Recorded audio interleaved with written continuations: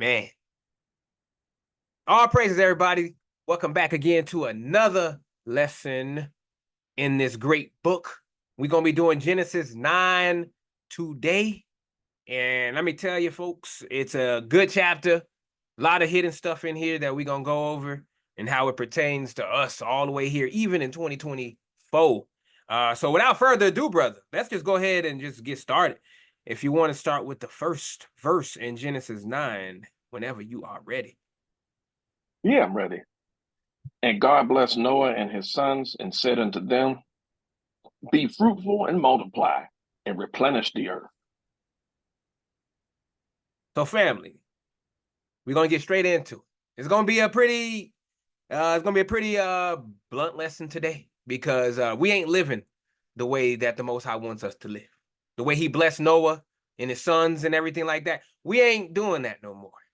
As we can see, if you look at our communities and what we're doing as a people, not even here in America, but all over the world, all over the islands that we are in, we are not acting like the Most High's chosen people.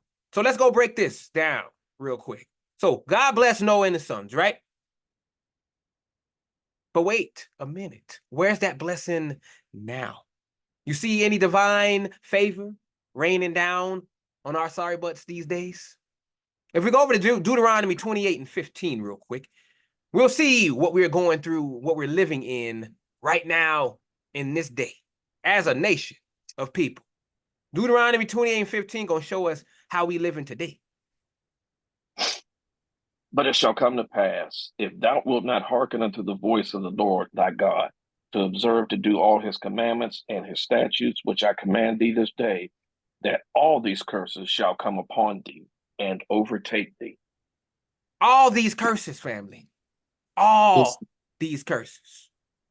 We lost those blessings because we couldn't keep our stuff together, family. We couldn't do that. All we had to do was follow some simple instructions. But nope, our people had to go chasing after other gods and forsaking the law. So how's that working out for us today, family? How's it feel being on the bottom? How's it feel having these nations make fun of you every day? How's it feel? Don't feel too good, huh? Continuing on, the Most High said, and he said unto them, be fruitful. But guess what is right? We've been fruitful, all right. Fruitful in sin, fruitful in wickedness, fruitful in every abomination under the sun. You think this is what the Most High had in mind? No. Let's go check out Jeremiah 2 and 21 real quick to see what became of us. What happened to us as a nation. Jeremiah 2 and 21 is going to let you know. Yet I had planted thee a noble vine, a holy a right seed. How then art thou turned into the degenerate plant of a strange vine unto me? A strange vine. Most High said, you are a choice grapevine. I planted you to be righteous, holy. The Most High said, but now you produce nothing but small, rotten grapes. Rotten. Look at our people. Look around. We were supposed to be a shining example, family.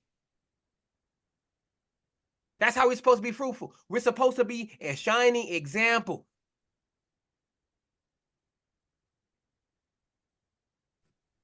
But look at us, rotten to the core. Rotten to the core. We're supposed to multiply too, right? Multiply what exactly? What are we multiplying today? Our ignorance, our disobedience, our complete and utter failure to live up to our divine purpose? Because that's all I see multiplying in our communities. Hosea backs me up on this. If we go to Hosea 4 and 6, most of y'all should already know this verse. This is exactly what we are today as a people, right here, right now. Hosea 4 and 6, to show you how far we have come as a nation. My people are destroyed for lack of knowledge. Because thou hast rejected knowledge, I will also reject thee, that thou shalt be no priest to me. Seeing thou hast forgotten the law of thy God, I will also forget thy children. He said, I will forget your children. Are we not forgotten, family? Are we not forgotten? Look at us. All the nations are prospering all around us. The wicked are prospering. What are we doing? We wallowing in poverty all over the world. Why? Because of this. We forsook our God, the Most High Yah. This is the plain truth. I'm laying out to you plain and simply. That's what I'm doing. So you guys can see how far we have come, how far we have fallen from what the Most High designed us to be. We've been too busy multiplying our stupidity instead of our wisdom and understanding of the law. And then the Most High finished it off and replenished the earth. But what are we replenishing it with? More lost sheep who don't know their butt from a hole in the ground when it comes to their true identity? Our people don't know who they are. You go and ask these black folk, hey, you an Israelite? No, I'm black. I'm African American. I'm Bahamian. I'm Jamaican. All this stuff, anything but the true identity, which is an Israelite. Nobody knows what an Israelite anymore. Why? Because those fake ones over there calling themselves Israelis, they can't even call themselves the whole thing because the Most High is not going to allow them to take that name from us. That's why they call themselves Jewish. The Most High will not allow them to call themselves Jews because they are frauds. And so when we bring out Israelite, they think we're talking about them.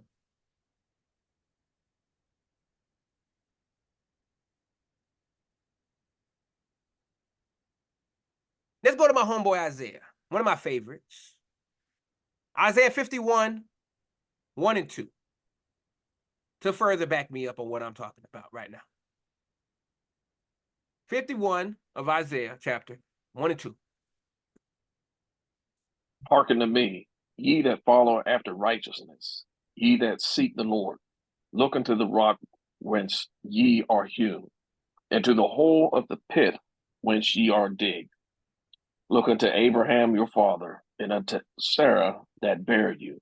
For I called him alone, and blessed him, and increased him. So we're supposed to be replenishing the earth with righteous seed, righteous, with people who know who they are, and with people who know whose they are. But instead, we're just pumping out more lost souls to wander in the wilderness of ignorance. So now, let me ask you some questions, Israel. First one, do you see any similarity between Noah's blessed state and our current condition? Or are you too busy watching BET and stuffing your faces with pork to notice the difference? Number two, what exactly are you, I'm talking to you, now I'm talking to you, what exactly are you doing to be fruitful in a way that actually honors the Most High? And no, your little side hustle selling mixtapes don't count. Number three, how can we possibly replenish the earth when most of our people don't know that they're Israelites to begin with? You got any bright ideas? Or is your skull as empty as your bank account? These are the things that the Most High wants you to ponder on, Israel. Everybody loves to say, oh, I'm Israel, but what are you really doing? Are you doing anything to further the nation back to the Most High? Or are you content with just knowing you're an Israelite? Like the majority of people in this walk. All they care about, hey, I'm an Israelite. Like the camps, all they do, I'm in Israel, I'm Israel, I'm Israel, and lord it over everybody else. But are they truly Israelites? Are they furthering our nation towards righteousness, or are they complacent in ignorance? The hidden symbolism here, fam, is that this verse ain't just about populating the planet. It's about spiritual multiplication, spreading the truth, living righteously, and setting an example for the nations. All these other people, and especially for your lost brethren who are out there lost right now. But we've twisted it into a free pass for every Tyrone, Jamal, and Deshaun to knock up half the hood without a second thought. Let's go over to Malachi 2 and 15 and show you what the Most High is looking for out of us as Israel. Malachi 2 and 15 gonna show you the blueprint of what we are supposed to be doing as Israelites. Whenever you're ready. And did not he make one? Yet he hath the residue of the Spirit. And wherefore one? that he might seek a godly seed. Therefore, take heed to your spirit, and let none deal treacherously against the wife of his youth. The Most High saying it was so you would have children and then lead them to become God's people. That's what you're supposed to be doing with your kids. But what are we doing with your kids? Nothing. You teaching them the ways of this world, thugging it up. They don't care. Playing the basketball like that's gonna get them into the kingdom. No, it ain't gonna get them into the kingdom. This word, what we reading from, that's gonna get them in the kingdom. But we forsaking all of this stuff for nonsense. The Most High wants a godly seed, not just any old sperm donation you feel like leaving behind, men. So there you have it. Genesis 9:1, laid bare in all its glory. And some of y'all still probably don't even get it. But hey, why start using your brains now, right? It's not like our entire future as a nation depends on it or anything. So let's move on to verses 2 and 3 to see again what the Most High got to say. And the fear of you and the dread of you shall be upon every beast of the earth, and upon every fowl of the air, and upon all that moveth upon the earth, and upon all the fishes of the sea. Into your hand are they delivered. Every moving thing that liveth shall be meat for you. Even as the green herb have I given you all things. So let's break this down. In the fear of you and the dread of you shall be upon every beast of the earth. The Most High giving us dominion over the beasts. These are the other nations, family. He's giving us dominion over them. And what do? We can't even dominate our own damn neighborhood. Nope. You got Israelites out here scared of their own shadows, let alone commanding respect from the animal kingdom or the other nations. Leviticus 26:6 shows you how we're supposed to be. Leviticus 26:6. And I will give peace in the land, and ye shall lie down, and none shall make you afraid. And I will rid evil beasts out of the land, neither shall the sword go through your land. See, this was supposed to be our destiny when we went into the land. These are the blessings that the Most High said in this Leviticus 26. Just like Deuteronomy 28, he laid out the blessings first. But it came with a condition that we had to listen to the Most High. We had to obey his laws. And if we did, this right here, peace. See, we're supposed to be living without fear, but instead we're jumping at every little thing like scared rabbits out here. How you going to strike fear in the beasts when you're shaking in your Jordans? We scared everything out here. Police come up, we scatter like roaches. But that's because we under the curses. That's because you forsook the Most High's law.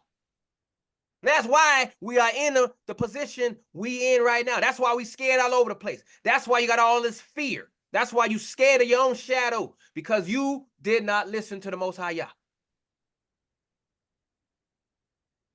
But when you are blessed, you are strong, both physically and spiritually. Nothing scares you.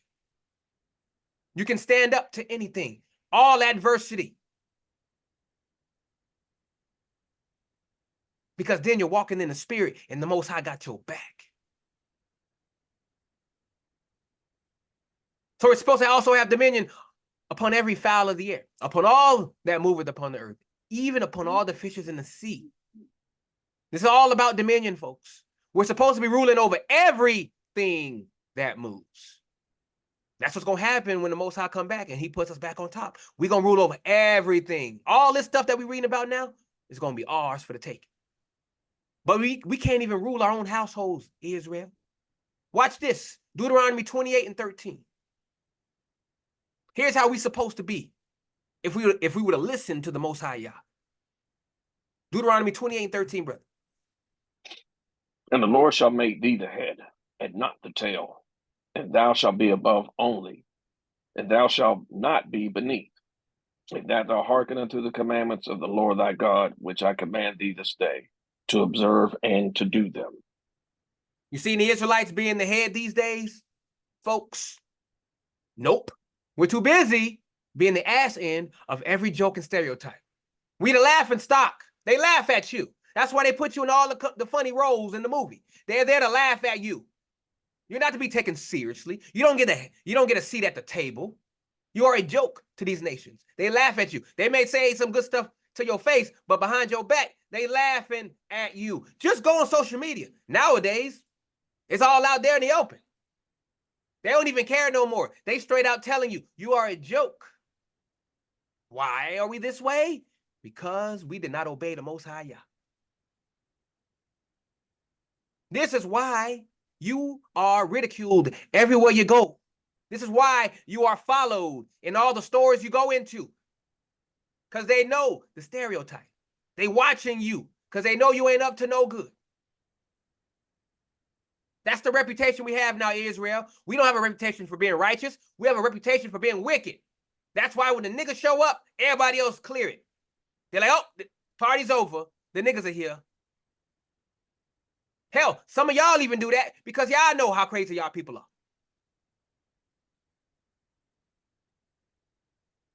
I'm letting you know why it's that way. So the Most High says, into your hand are they delivered. Delivered into our hands, huh? More like slipping through our fingers. The Most High handed us the keys to the kingdom. Yes, he did. Yes, he did. And what did we do? We lost them in the couch cushions of sin and ignorance. Joshua will tell you.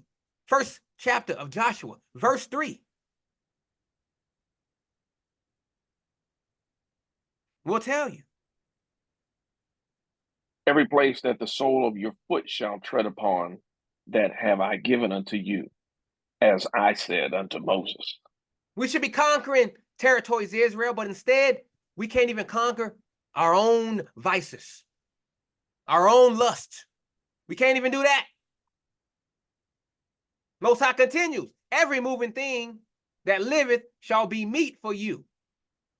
But you Negroes took it to heart, didn't you? Stuffing your faces with every nasty, unclean thing you can get your hands on. Pork chops, shellfish, catfish, you name it. You shoving it down your stomach, your throat. Leviticus 11:2.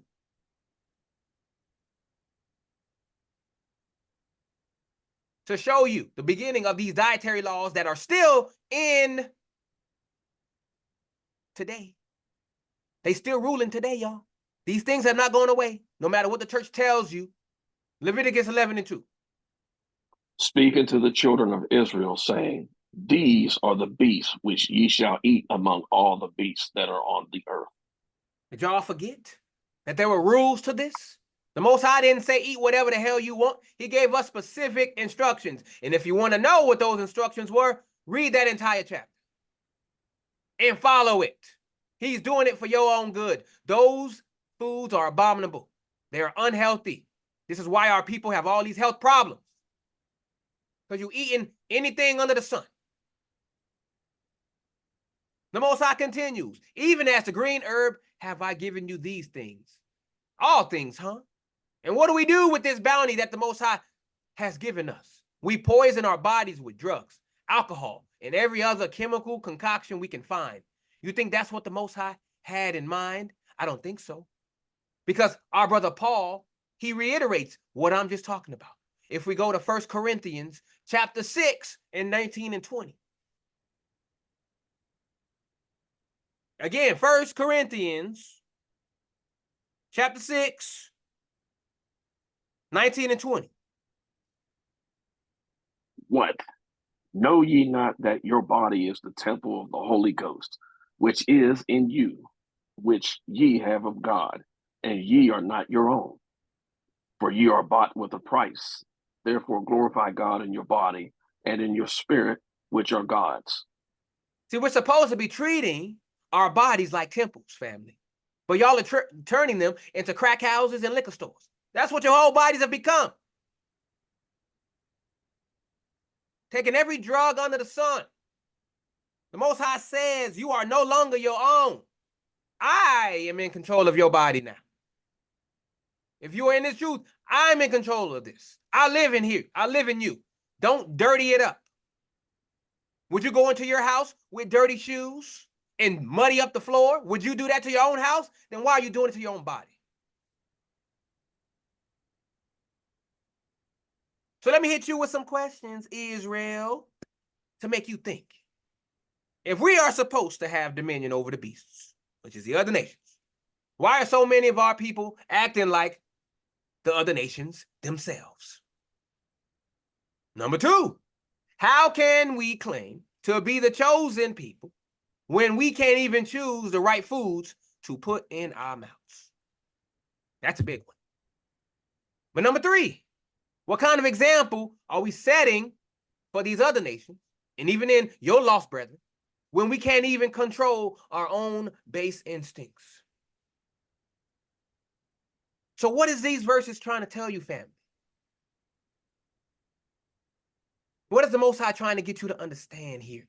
It's about spiritual dominion. It's not about eating animals and plants, family. It's about having control over our lower nature, our animal instincts. But instead of rising above that, we're wallowing in the mud like pigs. And Paul tells you and reiterates this as well if we go to Romans 8 and 6. Romans 8 and 6, this is what the majority of our people are in right now. For to be carnally minded is death, but to be spiritually minded is life and peace. Paul is saying if our minds are ruled by our desires, we will die. He's talking about a spiritual death, family. That means no kingdom for you. You are, poof, going out of existence, never to be seen again on Judgment Day. But he says, if our minds are ruled by the Spirit, we will have life and peace, which is something you don't see in our communities. You don't see life and peace. Why? Because everybody's ruled by their desires. Everybody's just doing whatever they want to do. Whatever your flesh say to do, that's what you're going to do. And you wonder why you in the rut that you are in. You wonder why you struggling for a living. You wonder why all you have in your life is chaos. Just told you right there. So you have no excuse now to go out there living the way you want to be. You want to do that now after learning this? Then you're going to have to take accountability when the Most High judge your behind.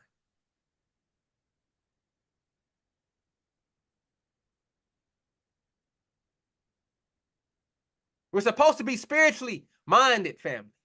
But most of y'all can't think past your next meal. Or hell, even your next nut. Yeah, I said it.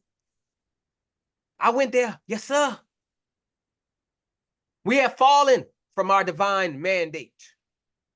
We went from having dominion over all creation to being slaves to our own appetites and fears.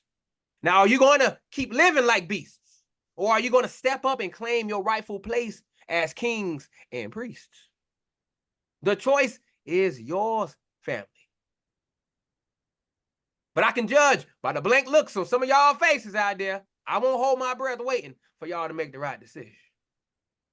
So we're going to keep it moving to 4 through 6, Genesis 9, to continue on what the Most High is saying next. But flesh with the life thereof, which is the blood thereof, shall ye not eat. Mm-hmm.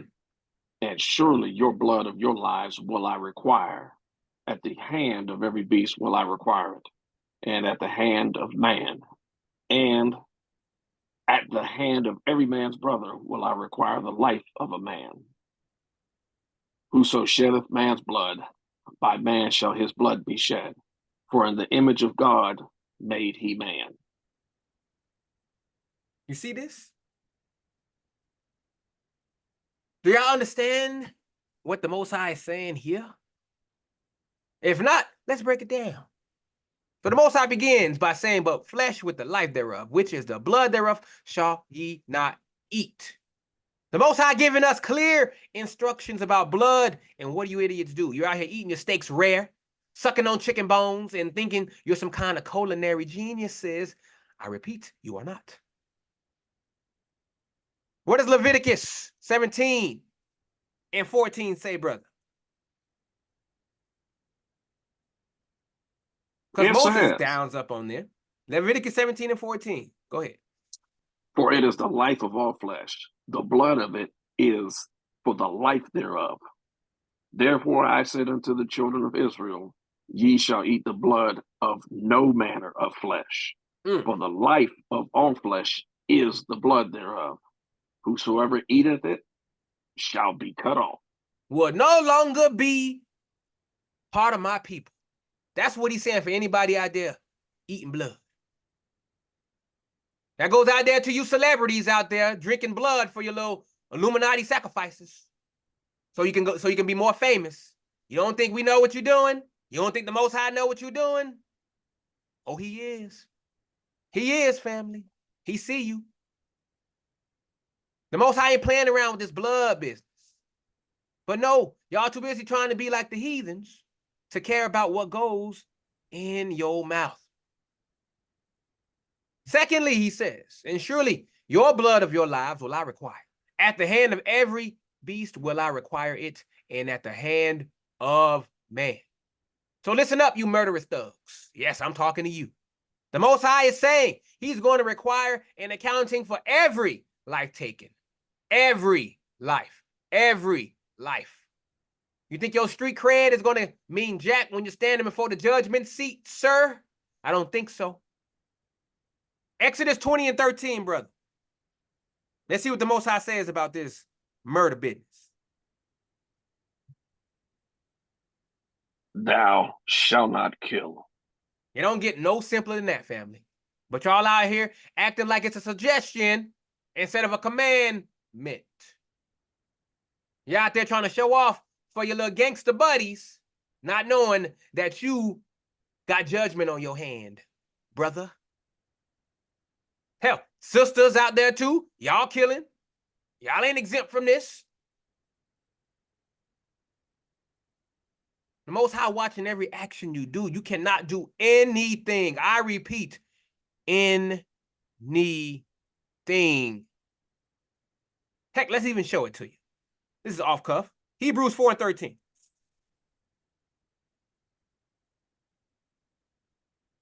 Hebrews 4 and I believe it's 13. Yes, sir. What it say?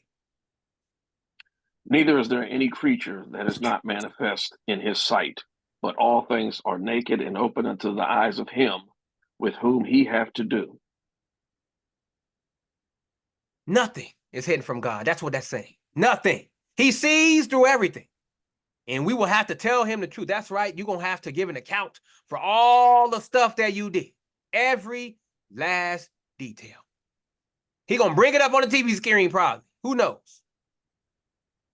And you're going to have to sit there and talk to the Most High and say, hey, why you do this? Why'd you do that? Why'd you do this? Why you do that?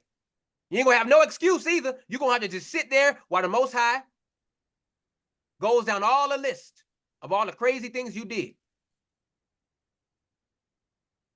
This is why I advise you to repent. Repent.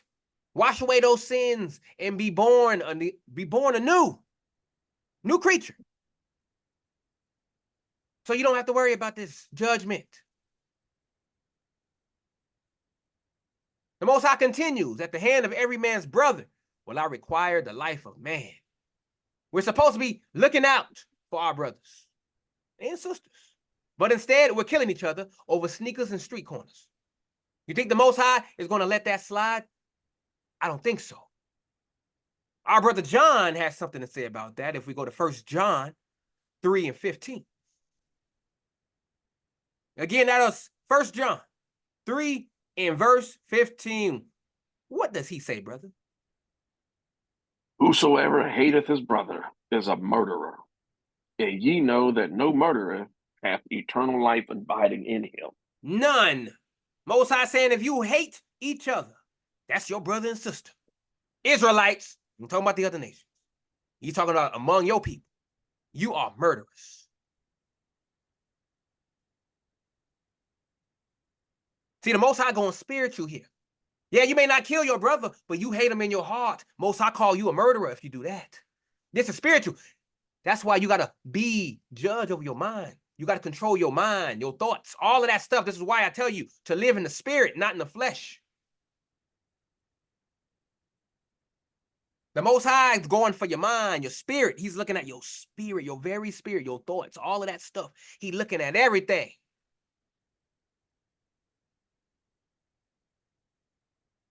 And he continues, whoso sheddeth man's blood, by man shall his blood be shed. So you trigger happy fools, better listen up out there. The Most High is laying down the law right here. You take a life, you forfeit your own. It's divine justice. But y'all too busy playing Grand Theft Auto to understand the concept of consequences. Numbers 35 and 33. Let's see what Moses had to say about this. Numbers 35, 33. So ye shall not pollute the land wherein ye are, for blood it defileth the land, and the land cannot be cleansed of the blood that is shed therein, but by the blood of him that shed it. See that? Our violence ain't just hurting individuals, it's polluting the whole land. Everywhere that we're at, we're polluting it all. But do we care? Nope. Nope. It's all about street cred. It's all about your reputation in the streets. I gotta be a thug. Okay, let's see how thug you are when you face to face with your creator. And he says here, for in the image God made he man. Now here's the kicker. We're made in the image of the Most High himself. I'm talking about us, Israel. I ain't talking about the other nations. They are not made in the image. When the Most High says, man, here he's talking about you. All he know is you, Israel. He don't know nobody else. So he's talking to you. This whole book is about you. Don't let these other nations tell you, oh, it's about everybody. Nope, he's talking to you. So we are made in the image of the Most High himself. But you never know looking at how we act today. We're supposed to be reflecting his glory, but instead we're out here looking like rejects from a World Star video. World Star, y'all know about that. Colossians 3 and 10. Paul again lays down some biblical truths here. Colossians 3 and 10. And have put on the new man, which is renewed in knowledge after the image of him that created him. Paul is saying each of you now is a new person. You are becoming more and more like your creator, and you will understand him better. Isn't that what you guys are going through right now? Aren't you becoming more and more like Yah when you're in this truth? Aren't you hating more and more of this wickedness? Can you stand to be around people who are wicked? I cannot. I'm in solitude. I don't have no friends. I can't be around them, fam. I can't do it. The more I read this book, the more I understand this book, the more I don't want to be around these people. And the Most High expects that of you. This is how we're supposed to be as a nation, set apart. But we want to be hand in hand with the heathen like it's a kumbaya session. That's not the way he wants it to be. We got to be severed away from these people. We got to be with our own people, righteous people, not unequally yoked with these other crazy Israelites. We're supposed to be renewing ourselves in his image. But y'all too busy out there trying to look like rappers and Instagram models. No. So let me hit you with some questions again. Number one, if the blood is so sacred, why are we so quick to spill it over trivial beefs and wounded pride? That's a big one. Most Israelites can't answer that question. Number two, how can we claim to be the chosen people when we can't even follow basic instructions about not eating blood? Another one. Number three, if we are made in the Most High's image, what kind of image are we projecting to the world with our actions? That's a big one. You say you love Yah. You love Yah. Oh my God, I love God. I love God. I love God. But what are you doing? Is your actions aligning with your words? You can profess the Most High with your lips all day, but where is your heart? Is it aligned with his will? Is it aligned with his teachings? Are you obeying what he has told us to do? If not, then you don't love the Most High Yah, and you are a hypocrite. And we all know the Most High don't like hypocrites. So what's the hidden symbolism here, fam? What is this trying to tell you? It's not just about physical blood and murder. It's about spiritual life and death. That's the hidden part. The blood represents the very essence of life, family, as I've told you. And by disregarding it, we're showing contempt for the gift of life itself.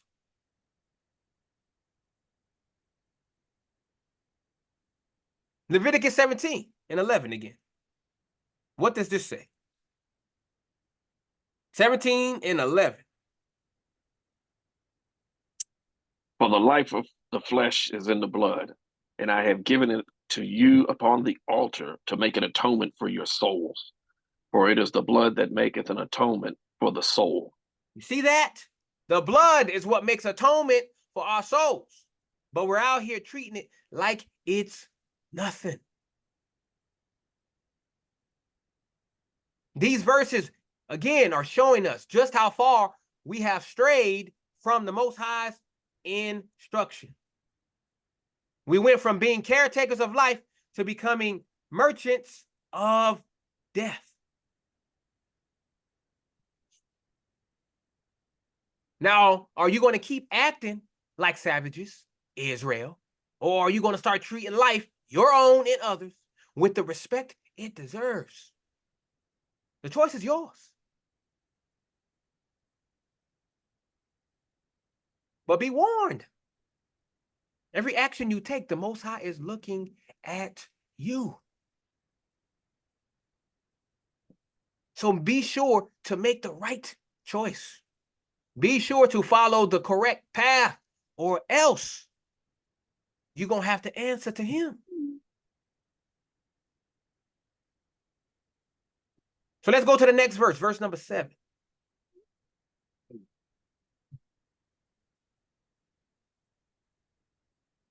Of Genesis 9.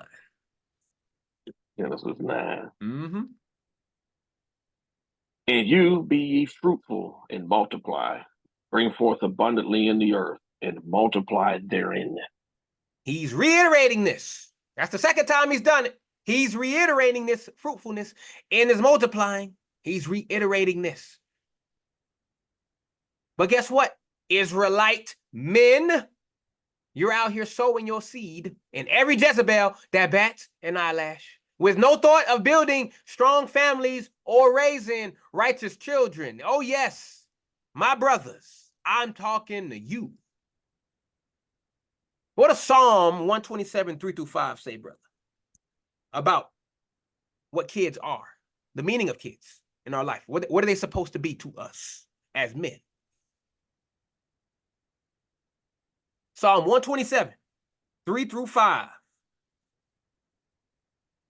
Lo, children are an heritage of the Lord, and the fruit of the womb is his reward. As arrows are in the hand of a mighty man, so are children of the youth. Happy is the man that hath his quiver full of them. They shall not be ashamed, but they shall speak with the enemies in the gate. The Most High is saying children are a blessing and a gift from the Lord. Having a lot of children to take care of you in old age is like a warrior with a lot of arrows. The more you have, the better off you will be, because they will protect you when your enemies attack with arguments. Your children will take care of you. That's what they are there to do.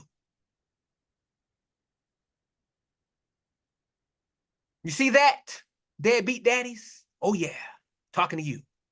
Children are supposed to be a blessing, not a burden you run from faster than you run from responsibility. This is what's plaguing our men today. They do not want to take responsibility. Why? Because they don't want to do it. They don't want to follow the Most High. They want to do what they want to do. That's the exact attitude our ancestors had when they disobeyed the Most High and put us in the state we're in today. It's the men. It starts with the men. But they don't care. They don't care. They want to do what they want to do. As I told y'all before, you follow your desires, you will die. And that's why a lot of these Israelite men are dying, not only spiritually, but physically. Just look at the news every day. Another one hits the dust. If the Most High can't use you, he will take you out, plain and simple. And again, we're supposed to multiply again. That's what the Most High is saying. But instead of multiplying in righteousness, y'all men out there are multiplying baby mamas and child support payments. You think that's what the Most High had in mind? I already told you in Malachi 2:15, he's looking for a godly seed. Not the ungodly mess you men out there are producing.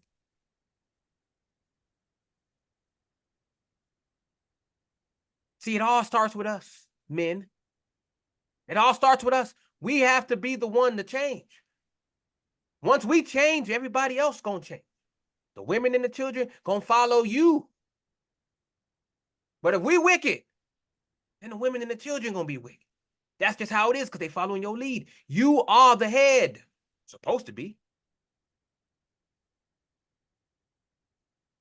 So the Most High is speaking directly to you, Israelite men. And then he says we're supposed to bring forth abundantly in the earth. But the only thing we are bringing forth abundantly is drama and dysfunction. We're supposed to be filling the earth with righteous offspring, not populating the prisons and welfare officers. If we go to our boy Isaiah again, he's got this to say on this. Isaiah 61 in verse number 9. Again, it's Isaiah 61, verse number 9. And their seed shall be known among the Gentiles, and their offspring among the people. All that see them shall acknowledge them, that they are the seed which the Lord has blessed. You hear that, Israel? You hear that? Our seed is supposed to be recognized as blessed. Recognized as blessed. Righteous. Not mistaken for America's Most Wanted. That's the reputation we got today. When people look at you, all they see is a future thug. That's why women clutch their purses. That's why people move to the other side of the street when you are coming. Because that's the reputation they have for you. And so after we bring forth abundantly on the earth, we are then supposed to multiply therein. See, again, the Most High is emphasizing this again. But instead of building strong, numerous families, men, we've got single mothers struggling. We've got absent fathers. And a generation of lost children who don't know their heritage or even their worth. Here's how we're supposed to be, Israel. If we go to Deuteronomy 7 and 13.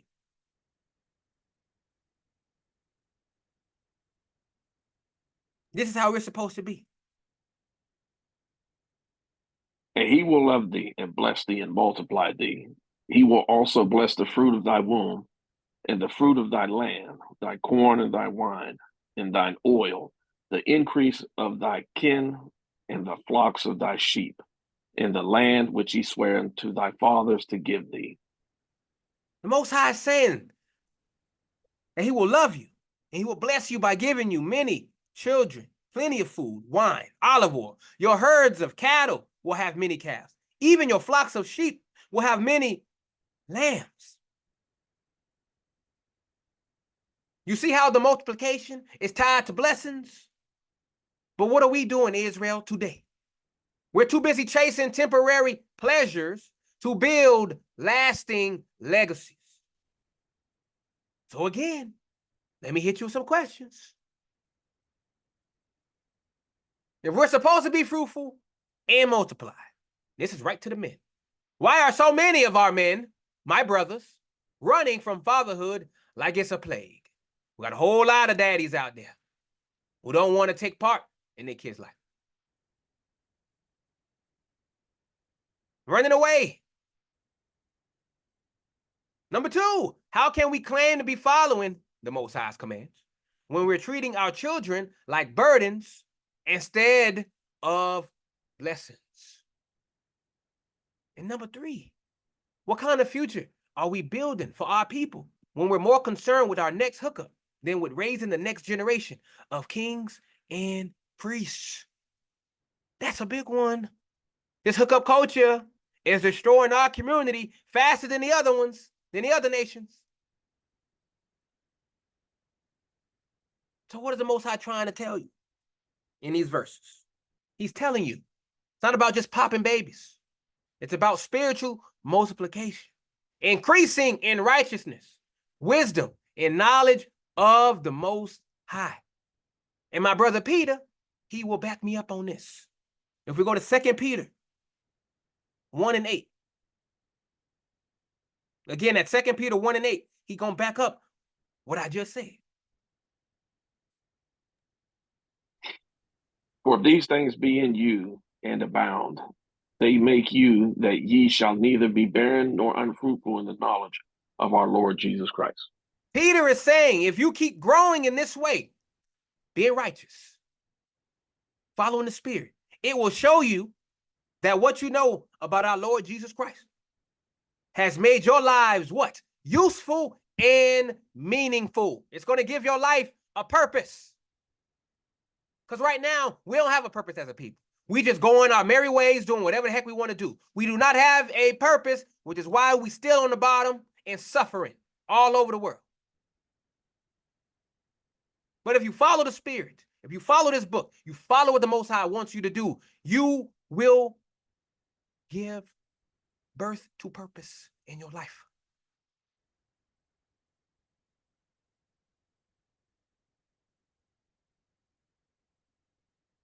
Again, this verse is showing us how far we've fallen.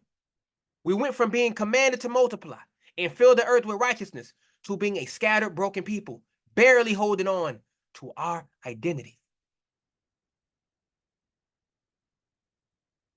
So are you going to continue to act like sperm donors and baby factories? Or are you going to start building strong, righteous families that can actually carry on our legacy? The choice is yours again, Israel. But I doubt the majority of y'all got the spiritual backbone to make the right decision. Got a lot of people who will listen to this message and be like, it is what it is. I'm gonna continue doing me. It is what it is. It is what it is. Hey, that's mine. Just don't get mad when the Most High judge you. To live your life. That's what you want to do. Live your life. Live your best life. So when the Most High kills you and then raises you up on Judgment Day, and you got to sit there as he goes through your laundry list of sins, and you got nothing to say, you're going to look back on this day of listening to this message, you're going to be like, damn, I should have listened. All I can do is warn. That's my job as a watchman, is to warn you. That's what I'm doing for y'all today. I'm warning you. I'm giving you the blunt truth right here in your face so you can listen. You're being held accountable as we speak. So you got no choice but to either listen or don't. So let's keep it moving. 8 through 10, Genesis 9. What else? What else? The Most High got to say to Noah and his sons. And God spake unto Noah and to his sons with him, saying, And I, behold, I establish my covenant with you and with your seed after you. So let's break this down real quick. God spake to Noah and his sons. So you see this right here. The Most High is speaking directly to our ancestors. But y'all can't even be bothered to crack open the Bible, let alone listen to what he's saying. You're too busy watching World Star and twerking on TikTok to hear the voice of the Almighty. Listen to what Solomon tells you here. Proverbs 8, 33 and 34. This is what the Most High wants us to do. Again, that's Proverbs 8, 33 and 34. Hear instruction and be wise, and refuse it not. Blessed is the man that heareth me, watching daily at my gates, waiting at the posts of my door. The Most High through Solomon is telling you, listen carefully to my instructions, and you will be wise. Not wise in the way of the world. No, the Most High don't care about that. Wisdom of this world is foolishness to him.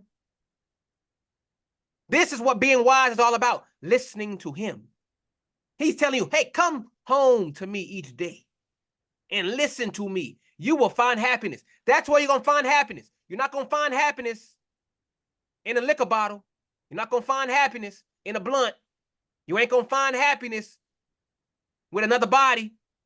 No, no, no. Most High said, listening to me. That's how you're going to find happiness. Blessing comes from hearing and obeying, not from ignoring the Most High's word, which a lot of our people do today. They know about God, but they just don't care. They don't care. I was like that my whole life. I knew about the Most High. I didn't care. I wanted to do what I wanted to do. And nothing to show for it. So it continues, behold, I establish my covenant with you and with your seed after you. A covenant, you say. The Most High is making a binding agreement with our ancestors and our descendants. And what do? We act like it doesn't even exist. Y'all out here breaking covenants faster than you break your New Year's resolutions. Let's see what Moses had to say here. Deuteronomy 7 and 9. Again, that's Deuteronomy chapter 7, verse 9 here. What does the Most High say? Know therefore that the Lord thy God, he is God, the faithful God, which keepeth covenant and mercy with them that love him, and keep his commandments to 1,000 generations. See that? The Most High keeps his covenant for thousands of generations. Meanwhile, y'all can't even keep a promise for 5 minutes. Trust me, I know. But the Most High continues. And with every living creature that is with you, of the fowl, of the cattle, and of every beast with you. So hold up, the covenant includes the animals too? And here we are treating God's creation like it's our personal all-you-can-eat buffet and toxic waste dump. You think the Most High is pleased with how we're honoring this part of the covenant? Let's see what he got to say about that through Solomon. Proverbs 12 and 10. Again, that's Proverbs 12 and 10. Simple, straight to the point. A righteous man regardeth the life of his beast, but the tender mercies of the wicked are cruel. Good people are kind to their animals. But what do all people do with these animals? Dog fighting. They don't care about these animals. Breeding them like it's nothing, just so they can sell it, so they can make some money, some profit. Don't care about the dog. Don't care about the livelihood. Oh, that dog dead. Okay, bring in this one. We're going to breed that one next. They don't care. Mean person is cruel. You're a mean person if you do that. If you don't regard the animals as special. Even the animals are part of this divine agreement. But we're the ones out here acting like we're the only ones that matter. That's what a lot of these humans do. They go out there and just kill all these animals, hunting them down to extinction and all kinds of crap. These other nations don't care. The Most High gonna deal with them. Just like he dealt with us, he gonna deal with them. Just a matter of time, folks. Most High continues, from all that go out of the ark to every beast of the earth. So the Most High now is emphasizing the universality of this covenant. It's not just for the chosen few, but for all creation. But here we are, acting like we're the only ones who matter in God's eyes. Psalm 145 and 9. Again, Psalm 145 and 9. The Lord is good to all, and his tender mercies are over all his works. So you see this, right? Yeah, these other nations are not part of the covenant, but you don't think the Most High is going to be good to the ones who are good to us? Yes, the majority of these nations are wicked towards us, but there are some out there who know who we are, and they love us. and they follow us and respect us and they submit, you don't think the Most High gonna do good for them?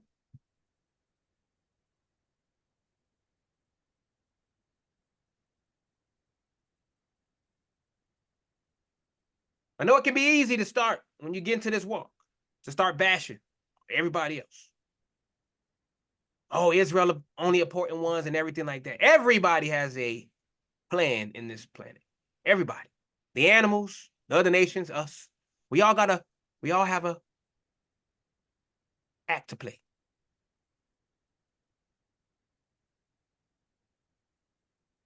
Yes, we are important and central to the Most High's plan. But you think He's gonna forget about the righteous ones of these other nations? No. They're gonna be in the kingdom too. But you got all these camps out there with their hatred so much for these other nations that they are blind to this truth. Yes, we are the firstborn, but are they not?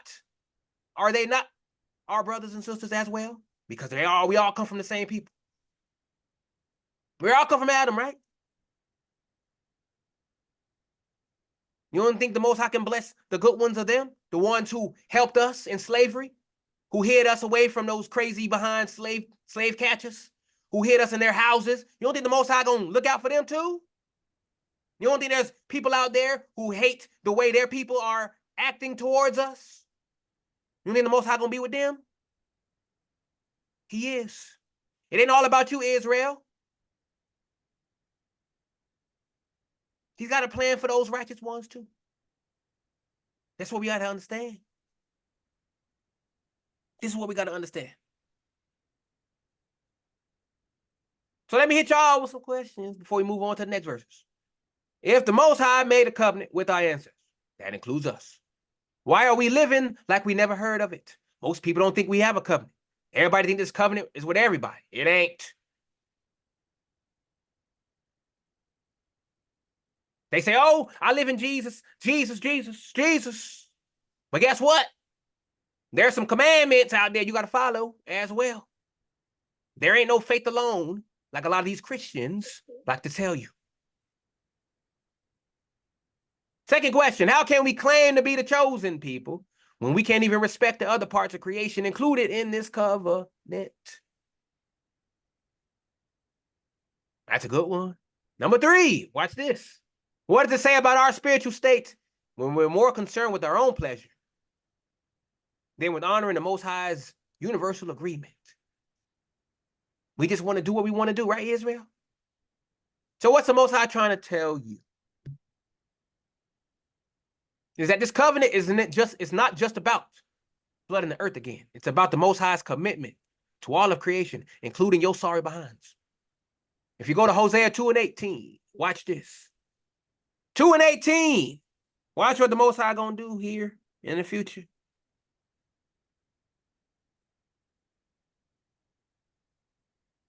And in that day will I make a covenant for them with the beasts of the field, and with the fowls of heaven, and with the creeping things of the ground. And I will break the bow and the sword, and the battle out of the earth, and will make them to lie down safely. You see that? The Most High's covenants are about establishing what? Harmony. Harmony. Big word. Harmony. Between all parts of creation. But we're acting like we're the only ones that matter. And I ain't gonna lie. I used to be this way when I first got into this truth. I used to be this way when I first got into this truth. I had this arrogance. Oh, Israel superior, blah, blah, blah, blah, blah. Yeah, F the other nations. Yeah. It's all about us. It's all about us. It ain't. We have a very big part in it, yes, but it ain't all about us. It's about the Most High establishing harmony on the entire earth. That's the humility we got to have, folks. We can't just be hating these other nations and all this other stuff, talking down to them and everything like that. Trust me, there are righteous ones of them. There are. We may not see them all the time because all we see is the wicked ones, but they are there. And I can guarantee you, they will be looked after. Just like Ishmael got looked after with Abraham. The Most High blessed him, right? He ain't part of the covenant, but the Most High blessed him and his mom.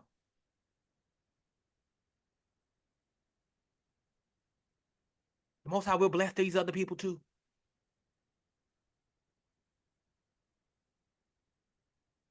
So let's stop thinking we're God's gift to earth. We ain't. So the Most High is showing us in verses 8 through 10,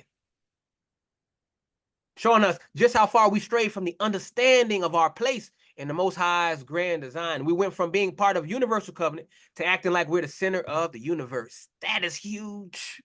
That is huge. Now I ask you, are you going to keep living like you're the only thing that matters, or are you going to start honoring the covenant that includes all of creation? That's a big one. Can you stuff down your pride, your Israelite pride, to show respect to other nations? Can you do that? I do. I don't got no hatred for these people. I know that the Most High put them there to do whatever he wanted them to do to us. They were just following the script. I don't hate them.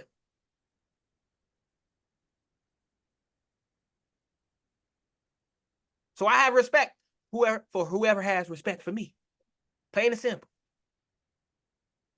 I'm not all about just Israel. I know there's good people of these other nations too. They may not come for us, because if they do, they will be blackballed and outlawed just like us. So you have to acknowledge that. You got to get off the pride and arrogance of being an Israelite, being the firstborn, acting like you the best. These other nations will be blessed too. They're going to be in the kingdom. Yes, they will be our servants, but nonetheless, they will be blessed. And this is what the Most High is trying to get us to understand here. So that's what I want you to do. That's what I want y'all to do. Go out there. Show some respect for the covenant before the Most High decides to make a new one with the people who can actually understand the concept of universal harmony. He won't. That was just me saying a rhetorical thing. But we keep it moving. 11 and 12. And I will establish my covenant with you. Neither shall all flesh be cut off any more by the waters of a flood, neither shall there be any more be a flood to destroy the earth. And God said, this is the token of the covenant which I make between me and you and every living creature that is with you for perpetual generation. So let's break this down. So he's establishing this covenant with us. But again, we out here acting like it's a suggestion. Like it's a suggestion, not a divine contract. We treat this covenant like it's a disposable. It's not disposable, family. We can't treat this covenant this way. Jeremiah 31 and 33. What does it say here? Again, that's Jeremiah 31, 33. Most of y'all know this verse. But this shall be the covenant that I will make with the house of Israel. After those days, saith the Lord, I will put my heart in their inward parts and write it in their hearts, and will be their God, and they shall be my people. You see that, Israel? The covenant is supposed to be written in our hearts, not tossed in the trash like yesterday's newspaper. This is where it's supposed to be at. But looking at the state of our community, I don't see it. Most people act like it's not there. Most High continues, neither shall all flesh be cut off anymore by the waters of the flood. The Most High is promising not to drown us all again. And how do we repay him? By drowning ourselves in sin, alcohol, and every other vice we can get our hands on. Y'all are so busy trying to stay afloat in a sea of wickedness, you can't even appreciate the dry land under your own feet. And my boy Isaiah will back me up on this. Isaiah 43 and 2. Watch this. Isaiah 43 and verse 2. When thou passest through the waters, I will be with thee. and through the rivers, they shall not overflow thee. When thou walkest through the fire, thou shalt not be burned, neither shall the flame kindle upon thee. You see this, family? The Most High promises to keep us from drowning, but we are too busy playing in the puddles of sin to even take notice. We're too busy living it up to even care what the Most High wants to do for you. All you got to do is obey, but our people don't want to obey. Neither shall there any more be a flood to destroy the earth. The Almighty is swearing off global floods. But look at us. We're doing a bang-up job destroying the earth all on our own.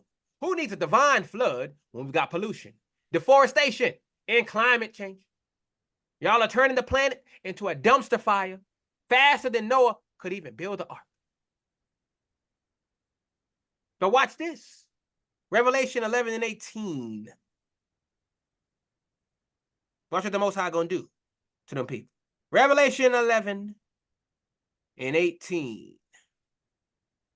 And the nations were angry, and thy wrath is come, and the time of the dead that they should be judged, and that thou should give a reward unto the servants, the prophets, and to the saints, and them that fear thy name, small and great, and shouldst destroy them which destroy the earth.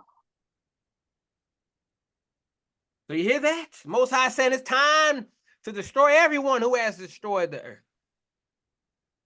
The Most High ain't pleased with those people who destroy his creation. Let that not be one of you.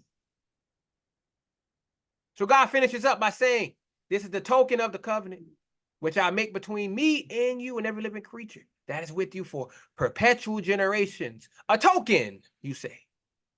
The Most High has given us a sign of his covenant. And again, what do? We ignore it like it's a no parking sign in front of the liquor store. Whoa. That was a good one. Y'all are so busy looking for signs in your horoscopes and fortune cookies, you can't even recognize a divine covenant marker. It's right there. We're going to talk about it in the next couple verses. What does Ezekiel 20 and 12 say? What does Ezekiel 20 and 12 say? What's another marker or token that the Most High gave us? Ezekiel 20 and 12, Ezekiel. Gotcha, brother. Moreover, also I gave them my Sabbath to be a sign between me and them, that they might know that I am the Lord that sanctified them. So you see, the Most High gives us signs to know him, but we're out here chasing after every false sign and wonder that tickles our fancy. That's what we're doing. So again, let me hit you with some more questions. I know I'm asking a lot of questions, but I'm hoping you guys are understanding why I'm asking these questions. So the first one, if the Most High promised not to destroy us with a flood, why are we so hell-bent on destroying ourselves in this planet? Number two, how can we claim to be in covenant with Yah when we can't even recognize or respect the tokens of that covenant? Which is what? The number one I just told you in Ezekiel 20:12, the Sabbath. Most of us can't even respect the Sabbath, let alone this token we're going to talk about. Most of us can't sit still on the Sabbath, but you'll sit still for BET awards. You'll sit still for the NBA Finals or the Super Bowl or whatever movie you watch, but you can't sit still for the Sabbath, the token that the Most High gave us to know him, to love him, and to show that we belong to him. That's why he gave the Sabbath, so we can be set apart, so we know we belong to him. But y'all can't even respect that. Oh, I got to go to the mall. I got to go to the mall. We going to the park. I'm going to a party. I'm finna hit up the club. And y'all don't think the Most High gonna get you for that? Funny. So the last question. What does it say about our spiritual state when we're more worried about earthly disasters than a flood of judgment that's coming for our disobedience. Yes, sir. Y'all caring about these tornadoes and all this stuff, but y'all have no idea what the Most High finna bring on this earth when it's time.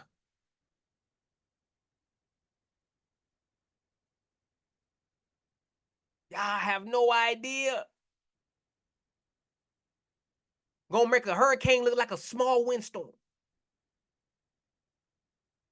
This is for your disobedience, Israel. That's right. He coming for you.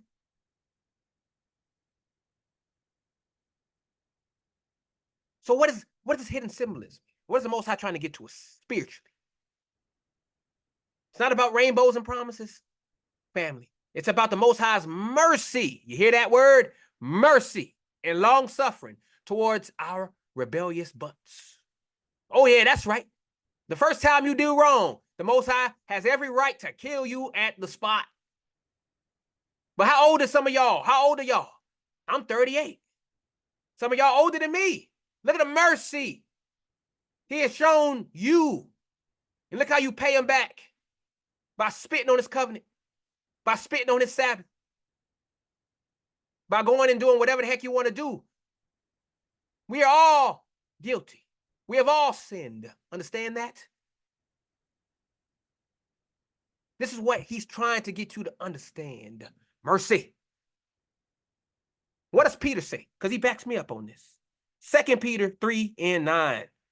We read this a couple times in these Genesis lessons, but this is an even better time to talk about it. 2 Peter 3 and 9.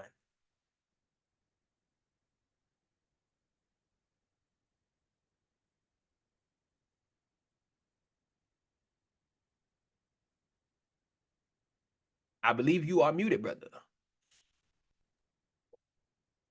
The Lord is not the Lord is not slack concerning his promise, as some men count slackness, but is long suffering to usward, not willing that any should perish, but that all should come to repentance. You hear this? He's patient. He wants every Israelite to turn from sin and no one to be lost. He does not take pleasure in killing you, family. He's not a sadist. He gives you all the time in the world. He's like, man, hey, I'm giving you all this time. I've given you 30 years. I'm giving you 40 years. I'm giving you 50, 60, 70, 80 years to get it right. And you still can't get it right. What are you doing? What's wrong with you? Remember, all this time is mere minutes in the Most High's eyes. But for us, these are long years. We feel all these years. He don't. That's why he wants you to repent. To him, your life is like 5, 10 minutes.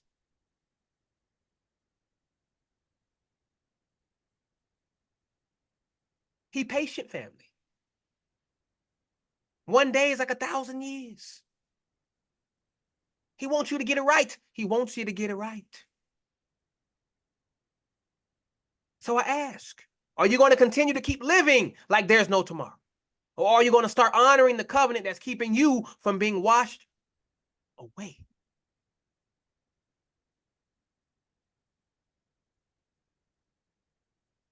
That's a good one. Choice is yours. 13 and 14, brother.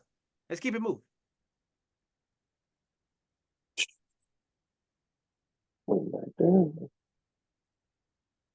And I do set my bow in the cloud, and it shall be for a token of a covenant between me and the earth.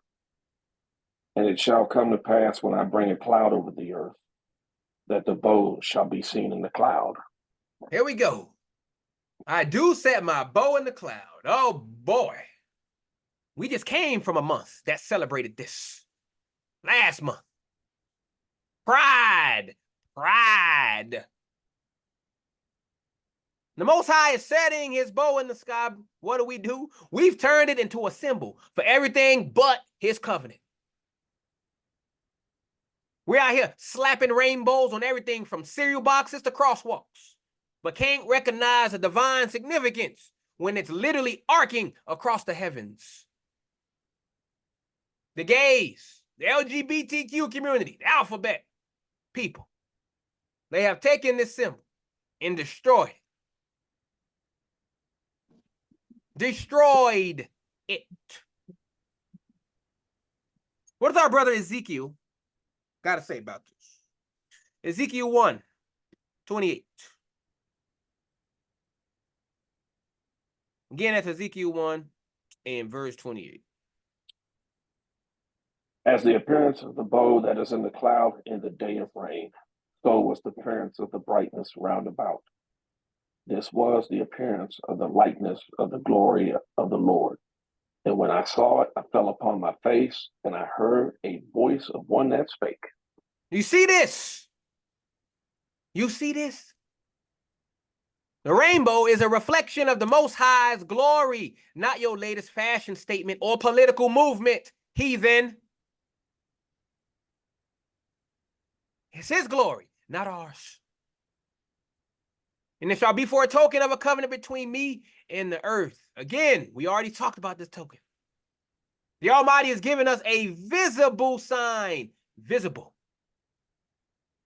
And how do we respond? By plastering it on everything, from coffee mugs to underwear. We have turned a divine covenant marker into a marketing gimmick faster than you can say Pride Month.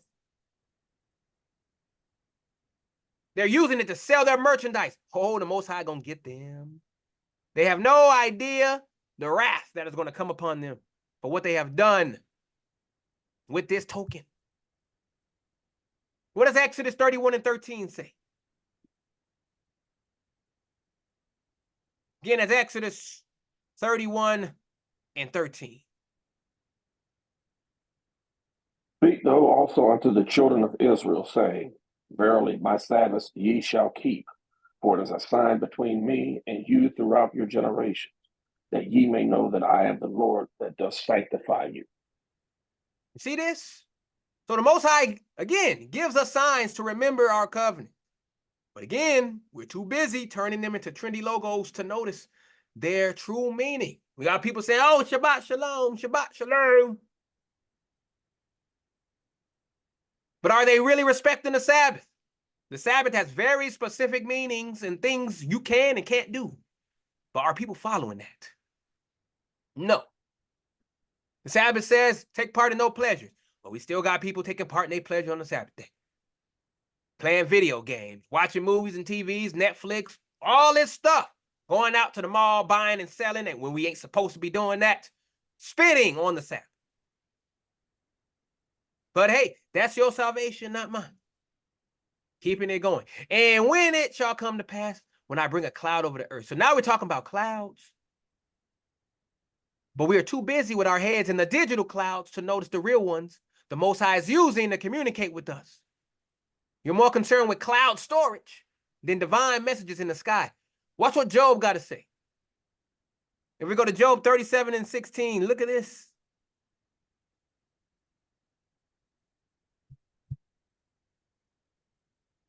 Dost thou know the balancings of the clouds, the wondrous works of him which are perfect in knowledge? So you hear this. The clouds themselves are a testament to the Most High's wisdom, but we're out here treating them like they're just in the way of our sunbathing. Move out of the way, clouds. I'm trying to get that sun. I'm trying to get that tan.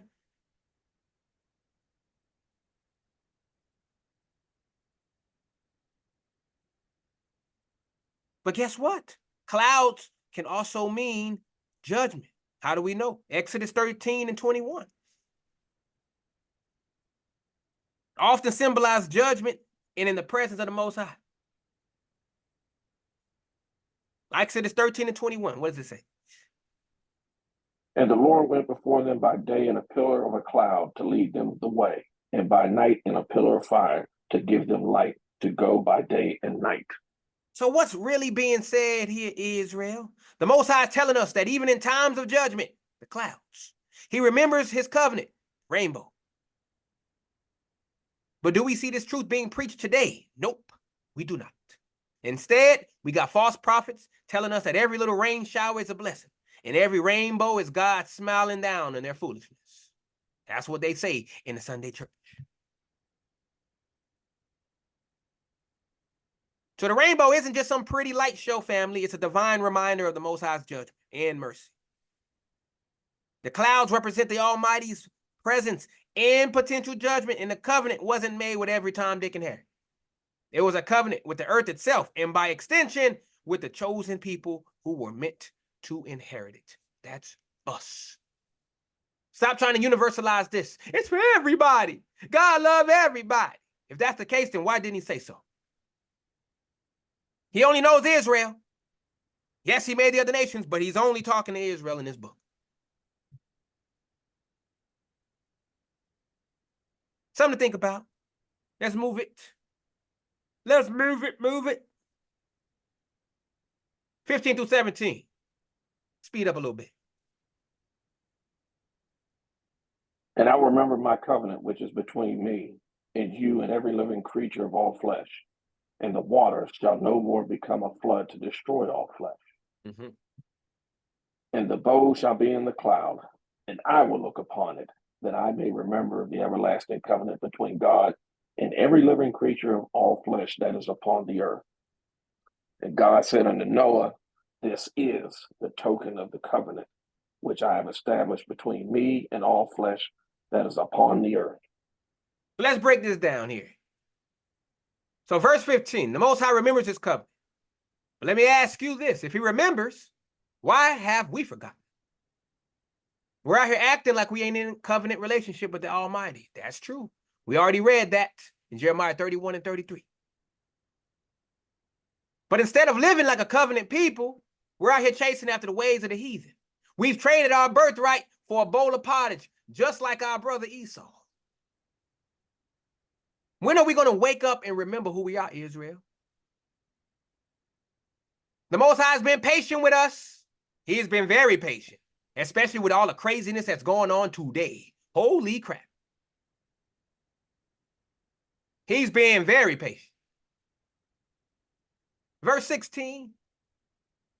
Whenever these rainbow appears in the clouds, I will see it and remember the everlasting covenant between God and all living creatures. The Most High said he'll remember. He'll see this rainbow and remember. But what about us? We see rainbows plastered all over the place. But are we remembering the covenant? No.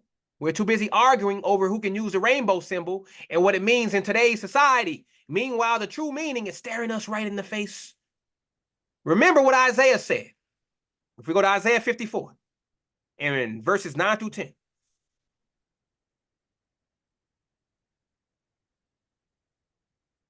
Isaiah 54 verses 9 through 10. For this is as the waters of Noah unto me.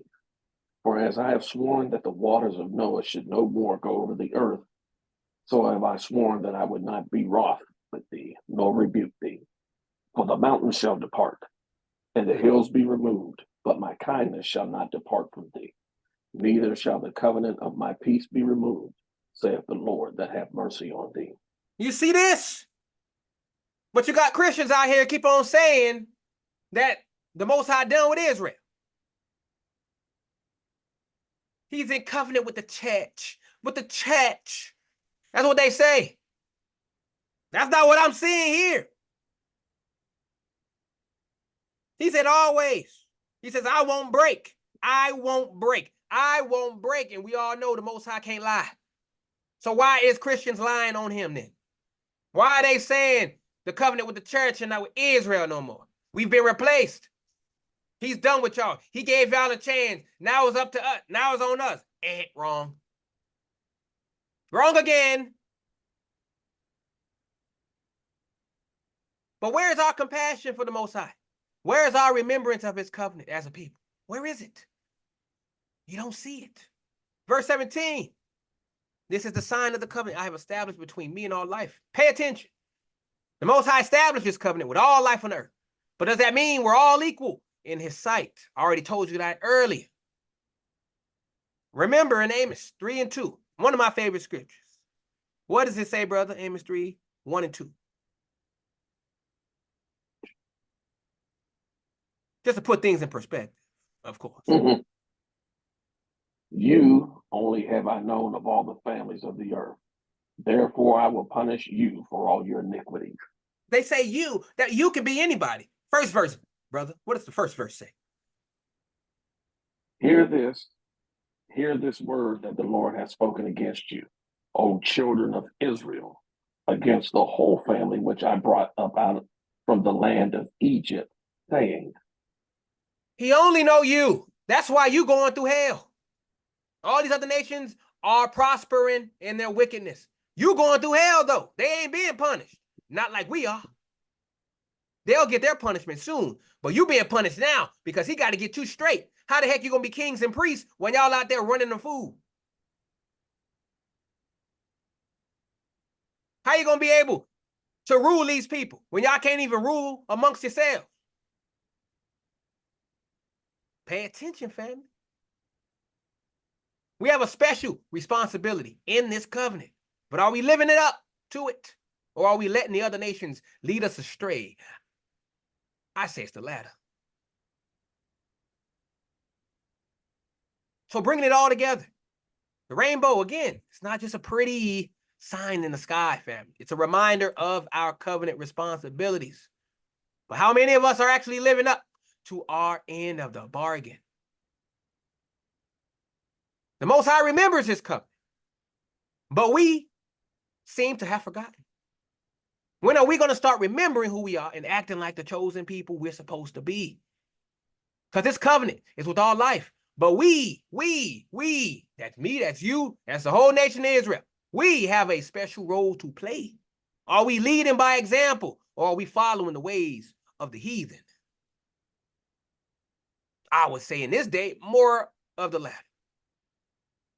So when you see a rainbow, Israel, do you remember the covenant? Do you remember your responsibilities as a chosen people? Or are you too busy arguing over worldly interpretations of a divine sign? The rainbow is not just about flooding the earth again. It's about our special relationship with the Most High Yah himself. It's about our responsibilities as his chosen people. It's about time we start remembering who we are and what we're called to do. So next time you see a rainbow, don't just admire its colors. Remember the covenant. Remember your responsibilities. And most importantly, remember that you're a part of a chosen nation with a divine purpose. So let's keep it moving. 18:19, Genesis 9. I hope you guys are understanding this lesson so far today. It's very powerful. Whenever you're ready, brother. And the sons of Noah that went forth of the ark were Shem and Ham and Japheth. And Ham is the father of Canaan. So you see this? You see. Verse 18 here. This ain't just about a genealogy lesson here, family. This is the foundation of the nations. And more importantly, it's showing us our lineage. Remember, we come from Shem, the blessed son of Noah, as we're going to read more about later in this chapter. But what about Ham and Japheth? They ain't just side characters in the story. They're the fathers of the nations that what? Would later oppress us. And don't even get me started on Canaan. The Most High made sure to point out that Ham was the father of Canaan. Why? Because Canaan would later be cursed, as we're going to read, and become a servant to Shem's descendants. That's us, Israel. Now, let me ask you this. Are we living like the blessed descendants of Shem? Or are we acting like we're from Ham or Japheth's line? It's time to remember our roots. You ain't no African. That's what they tell us. You all came from West Africa. That's what your heritage is. Blah, blah, blah. You got these crackers keep on telling us this. Like they are the arbiters of all history. Like they get to tell people what their history is, when some of them don't even know where they come from. Hint, hint, you come from the caves. Sorry to be the bearer of bad news. Verse 19. These are the sons of Noah, and from them came the people who were scattered all over the earth. That's where we come from, family. These three people right here populated the whole earth. The whole earth populated from these three sons. But let's cut through the fluff and get to the meat of the verse. This ain't just about population growth, though. It's about division of the nations. Remember what the Most High said in Deuteronomy 32:8. Remember what he said here. Again, that's Deuteronomy 32:8.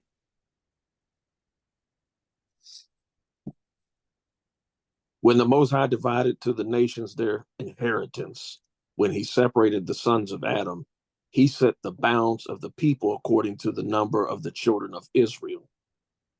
So y'all see this. The scattering of the people wasn't just some random migration, fam. It was the Most High setting the stage for his chosen people to take what? Their rightful place. So bringing it all together, Shem, Ham, and Japheth ain't just Noah's sons. They're the progenitors of the world's nations. Everybody here come from these three. But only one line was chosen to bear the covenant. Shem's line, which leads to us, Israel. The mention of Canaan isn't just a random fact either. It's a foreshadowing of the conflicts to come between Israel and the Canaanites that we're going to read later on. Are we still fighting those same spiritual battles today? And the scattering of the people across the earth wasn't about filling up space. It was the Most High orchestrating his divine plan for Israel to rise above the nations. So I ask, when you read about Noah's sons, do you see just another Bible story? Or do you see the blueprint for the rise of Israel? Because that's what it's showing you. That's what I'm showing you. Most people skip over this stuff. This is boring stuff. Blah, blah, blah, blah, blah. But I'm telling you the significance of it. The Most High showing us all throughout this book, and I'm showing you how. So are we going to keep ignoring our heritage and acting like we're just another nation among many?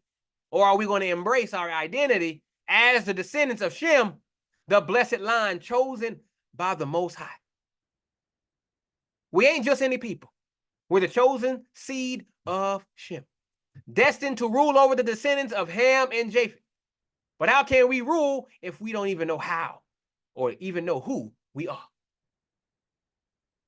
It's time to stop playing church and start acting and living like the royal priesthood we were called out to be, as Peter said in 1 Peter 2:9. I know everybody know about this one, but let's read it anyway.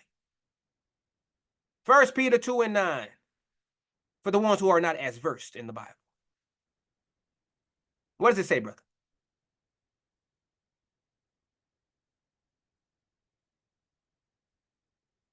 You're muted. But ye are a chosen generation, a royal priesthood, a holy nation, a peculiar people, that ye should shew forth the praises of him who hath called you out of darkness into his marvelous light. That's what the Most High has done for you, Israel. The question is, are you ready to step into the light? Are you ready to claim your birthright as the true Israel, the descendants of Shem? Or are you going to keep slumbering while the other nations take what's rightfully ours? Isn't that what they're doing? Ain't them fake Jews over there in our land now? They taking our stuff. They taking all our stuff over there. All praises to the Most High that he turned it into a desert anyway. They can't do nothing with it. But still, they're in our land. That's ours. That's what they're doing. They taking all our stuff. While we sit in poverty, with no one to look out for us. You think these politicians care about you? Nope. They call you the blacks. That's what they call you. You're just the blacks. That's it. You're just a color to them. A joke. Ain't nobody. We ain't got no representation in any country we're in. All the people who run that country don't look nothing like us. And even in Africa, those people are bought and paid for by our enemies. Whoopsie daisy. So we ain't got nobody but the Most High to trust. And that's why the Most High did it that way. He say, oh, you ain't finna go to them. No human, you're going to have to come to me. You want to be blessed? You're going to have to come to me. Are you coming to him, Israel? Or are you going to keep going to them, asking for scraps and handouts? Choice is yours. 18 to 19, brother. Genesis 9. Let's keep it moving.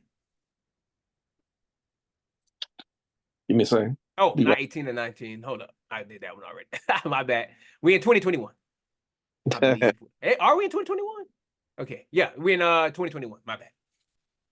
And Noah began to be a husbandman, and he planted a vineyard, and he drank of the wine, and he was a drunken, and he was uncovered within his tent.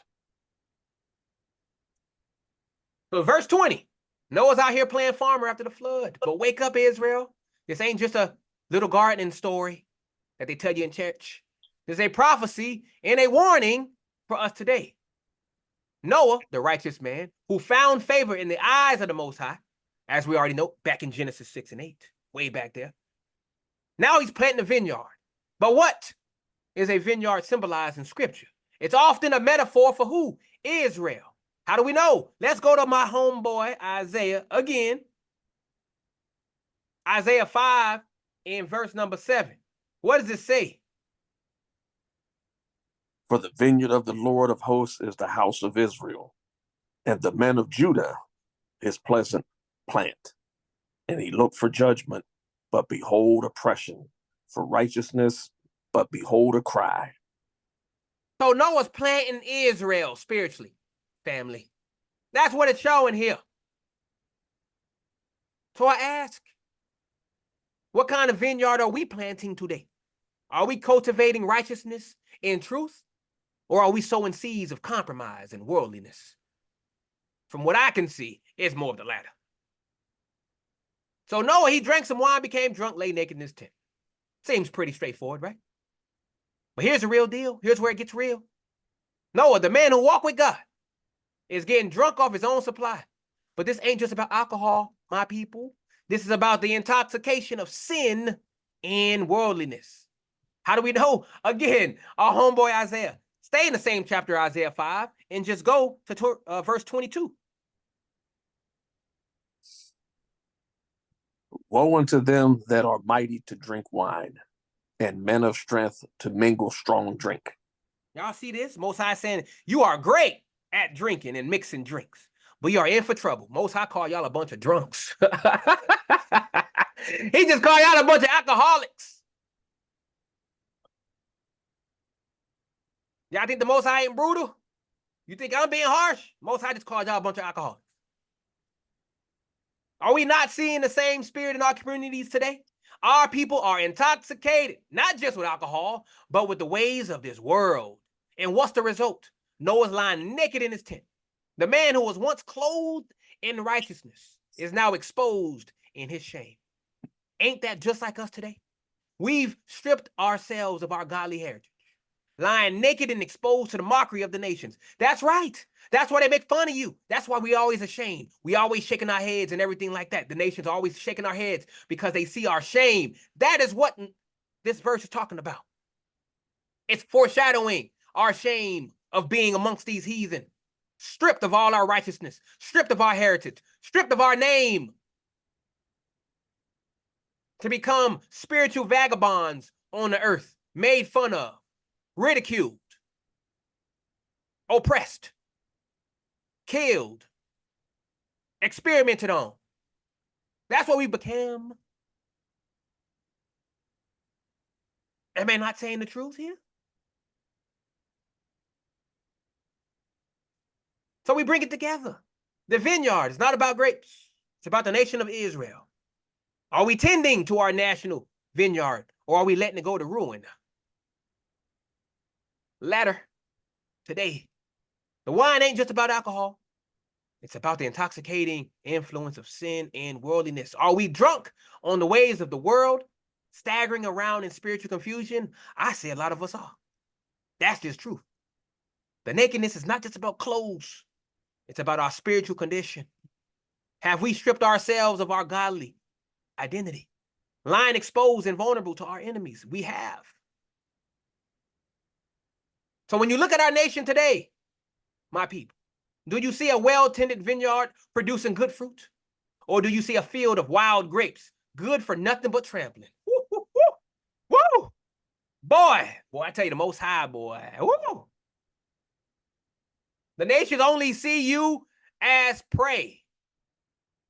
That's it. They don't see you as anything but prey. They prey on you. That's why they come into your neighborhoods when it's time to be reelected, because they know you too stupid to realize they lying to you. Because they know y'all ain't using your brain up there. Y'all are in the flesh. So all you got to do is promise you some this, promise you some worldly trinkets, and they got your vote. That's our people today. This is what happens when you don't live in the spirit, folks. You've become easily manipulated. Here's a Coach bag. Here's a Louis Vuitton. Thanks for your vote.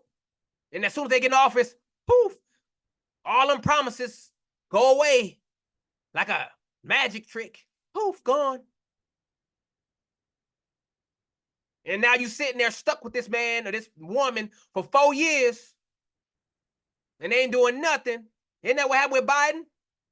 Ain't that happening with Trump? We got people gonna vote for Trump. Some of our people finna vote for Trump. They finna vote for this man.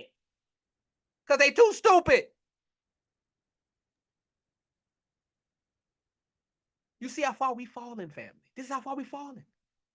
Are we going to keep getting drunk off the wine of Babylon?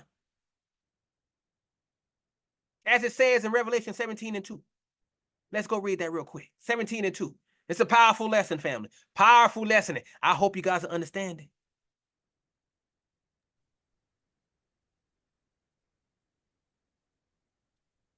With whom the kings of the earth have committed fornication, and the inhabitants of the earth have been made drunk with the wine of her fornication. So we're going to keep drinking off this wine, or are we going to sober up and remember who we are? We're supposed to be a light to our people, not lying drunk and naked in our tents. No. The question is, are you ready to put down the wine of this world and pick up the cup of salvation? Are you ready to clothe yourselves in righteousness instead of lying naked in shame? Are you ready for that? Because it's time to stop playing games, Israel, and start living like the chosen people we are. Because we've been drunk and naked for too long, and the nations are laughing at us.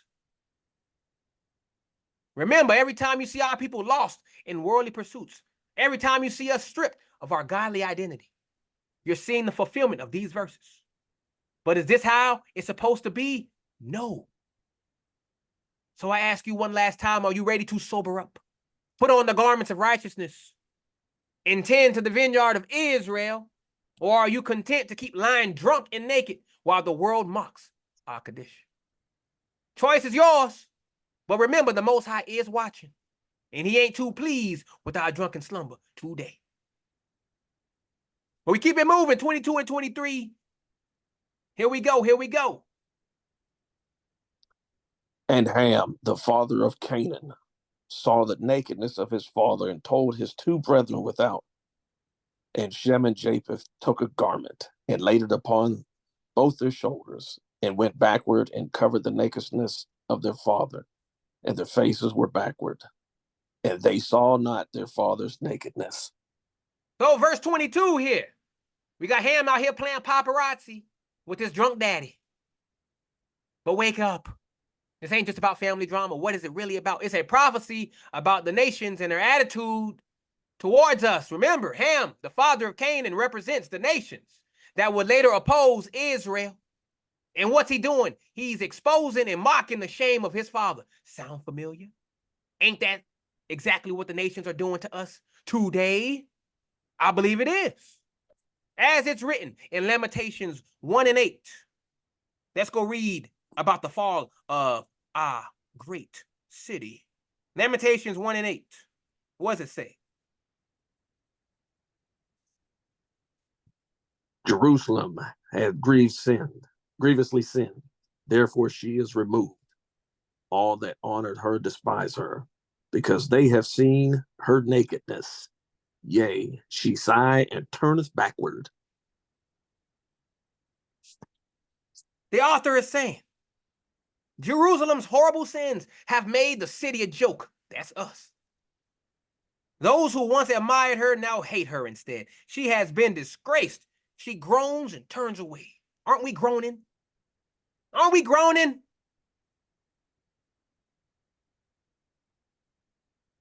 So I ask, Israel, who's exposing our nakedness today? Who's out there spreading our shame to the world? Are we not seeing our own people acting like Ham, airing out our dirty laundry for all to see? Oh yeah, it's always in our own people. Gossiping, gossiping, gossiping. Oh, you see what they did? Oh, you see what he did? Oh, you see what he did? Acting just like Ham right here.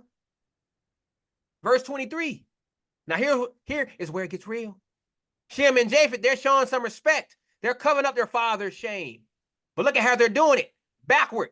They ain't even looking at that mess. This ain't about brotherly love, though, family. This is about how the nations should be treating Israel. As it says in our homie Isaiah. Isaiah 61 in verse 10.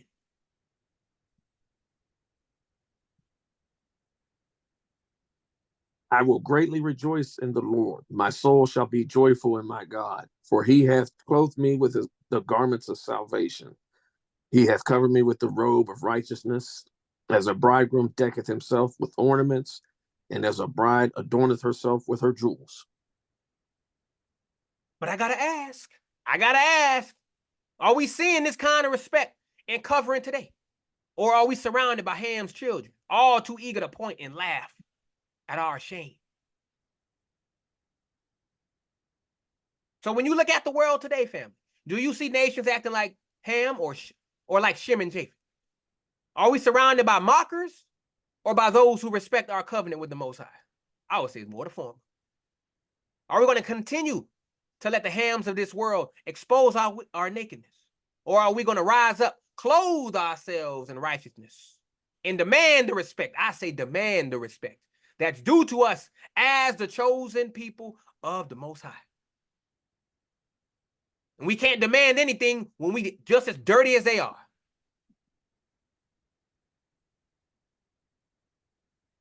Again, we're supposed to be a light, not the laughing stock of the world. As I told you and read earlier, we're supposed to be the head, not the tail. The question is, are you ready to stop acting like Ham and start living like Shem?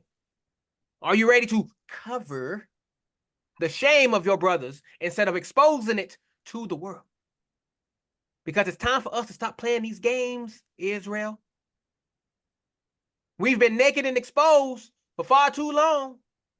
And the nations are having a field day with our shame. Remember, every time you see our people mocked in the media, and boy, it's every day. Every time you see our sins exposed for the world to see, you're witnessing the spirit of Ham at work. But is this how it's supposed to be? Absolutely not.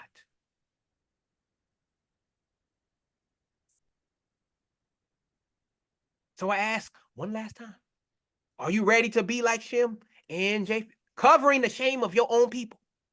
Or are you going to keep acting like Ham, exposing our nakedness to the world? Because that's how the world knows about all the crazy stuff we do. Because we go and gossip to them. That's how they know about all this stuff. We keep inviting these people to the cookout. And they go back and they go and tell their family and their people and they spread it. Look what these niggas do. This is how they really act. Hey, look what they do. Oh, man. And they mock you all over the world. Stop inviting these heathen to the cookout. Nobody wants potato salad with raisins. Sorry. No, sir.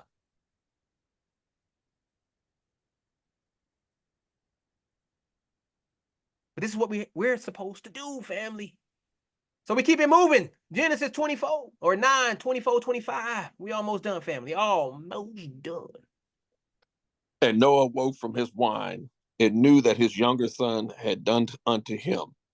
And he said, Cursed be Canaan, a servant of servants shall he be unto his brethren. So let's break it down. Expose these lies you've been fed by these watered down Eurocentric preachers in these Christian churches. So Noah awoke from his wine and knew what his youngest son had done unto him. Noah sobering up and getting a 411 on Ham's disrespect. But this ain't just about a hangover revelation, family. This is about our nation waking up to the reality of our situation.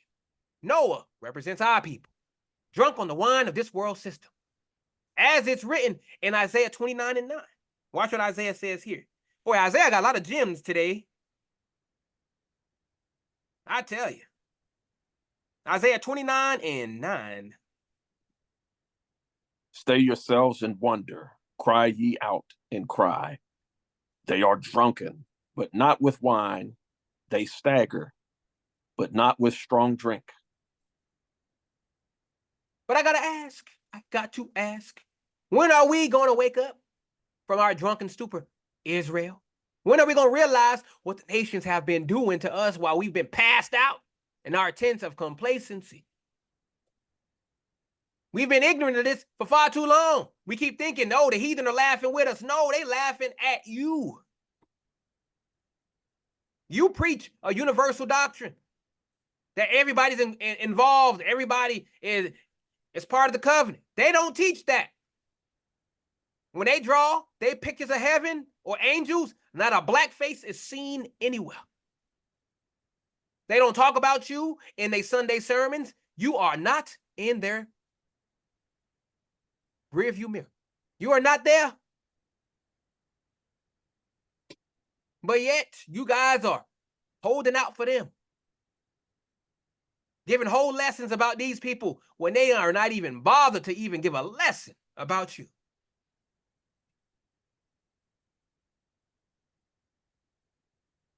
They think heaven gonna be full of white people. That's what they think.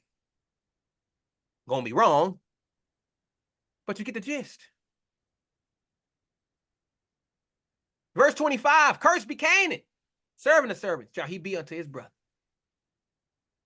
So this is where it gets real right here. Noah laying down a generational curse on Canaan, Ham's son. But this isn't about petty revenge.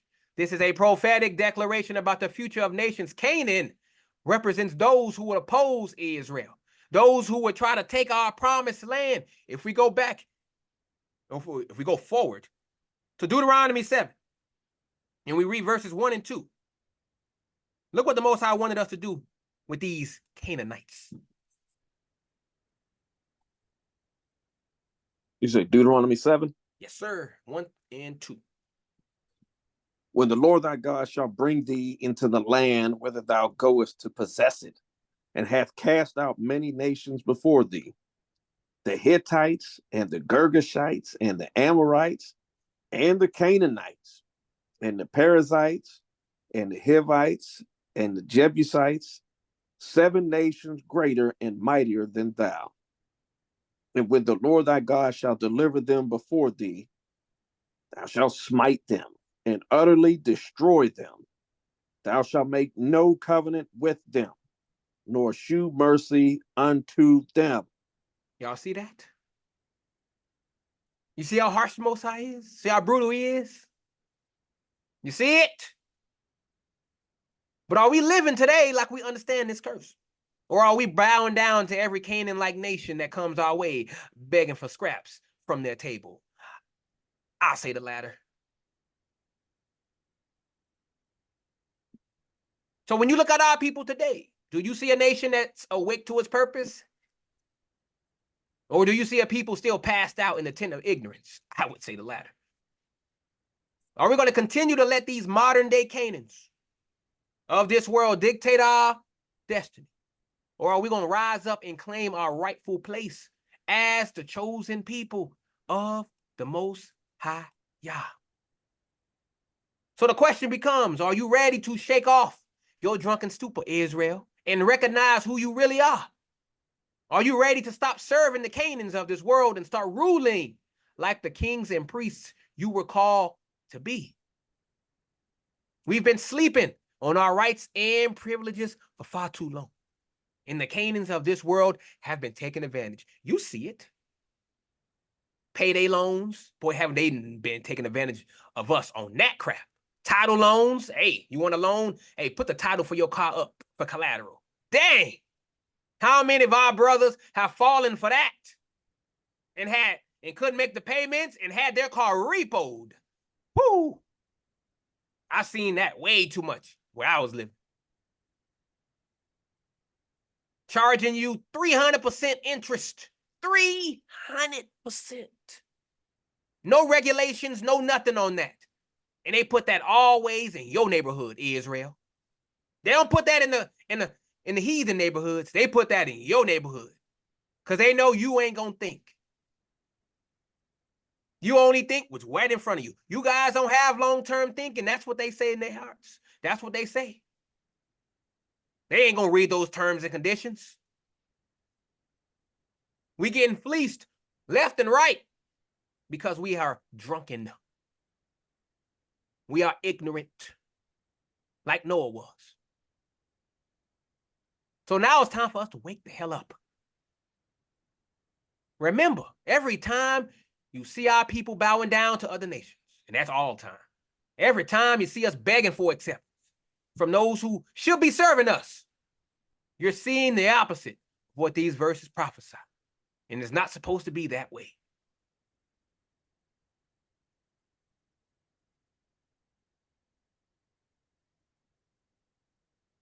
So we ask for the last time, are you ready to wake up from the wine, recognize what's been done to you, and start living out the curses and blessings as they were meant to be? Or are you going to keep sleeping while the Canaans of this world run roughshod all over your inheritance? Choice is yours. I guarantee you, majority of our people don't give a crap. As long as they get the seat at the table. But we all know they ain't putting you at the grown-up table. They putting you at the kiddie table over there while making you think it's the grown-up table. And our people will follow it. They don't care. So we keep it moving. 26-27. And he said, blessed be the Lord God of Shem, and Canaan shall be his servant.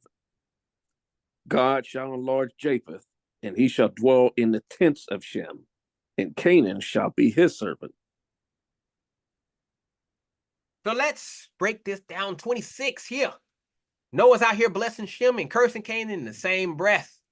It's not about family favoritism, no. It's the divine destiny and the subjugation of our enemies. Shem, our forefather, as you know, is getting a direct line to the Most High here.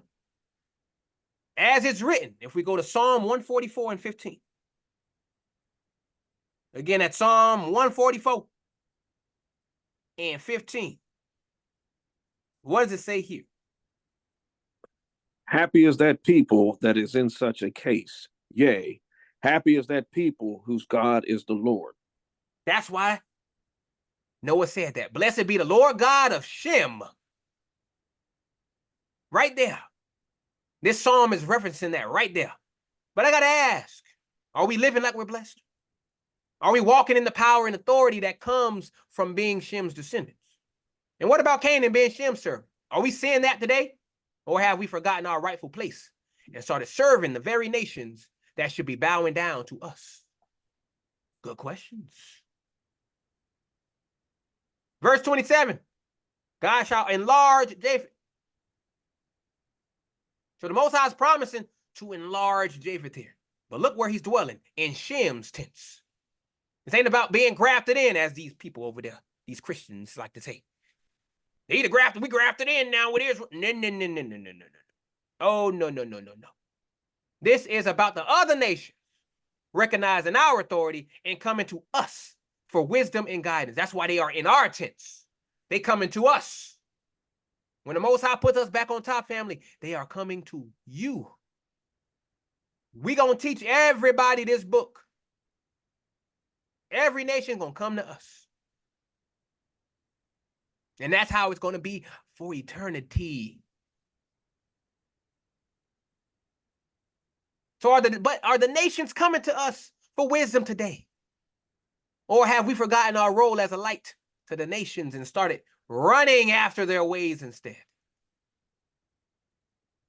More of the latter part. More of the latter part. So when you look at our people today, family, do you see a blessed nation that other nations are flocking to for wisdom? That's a no.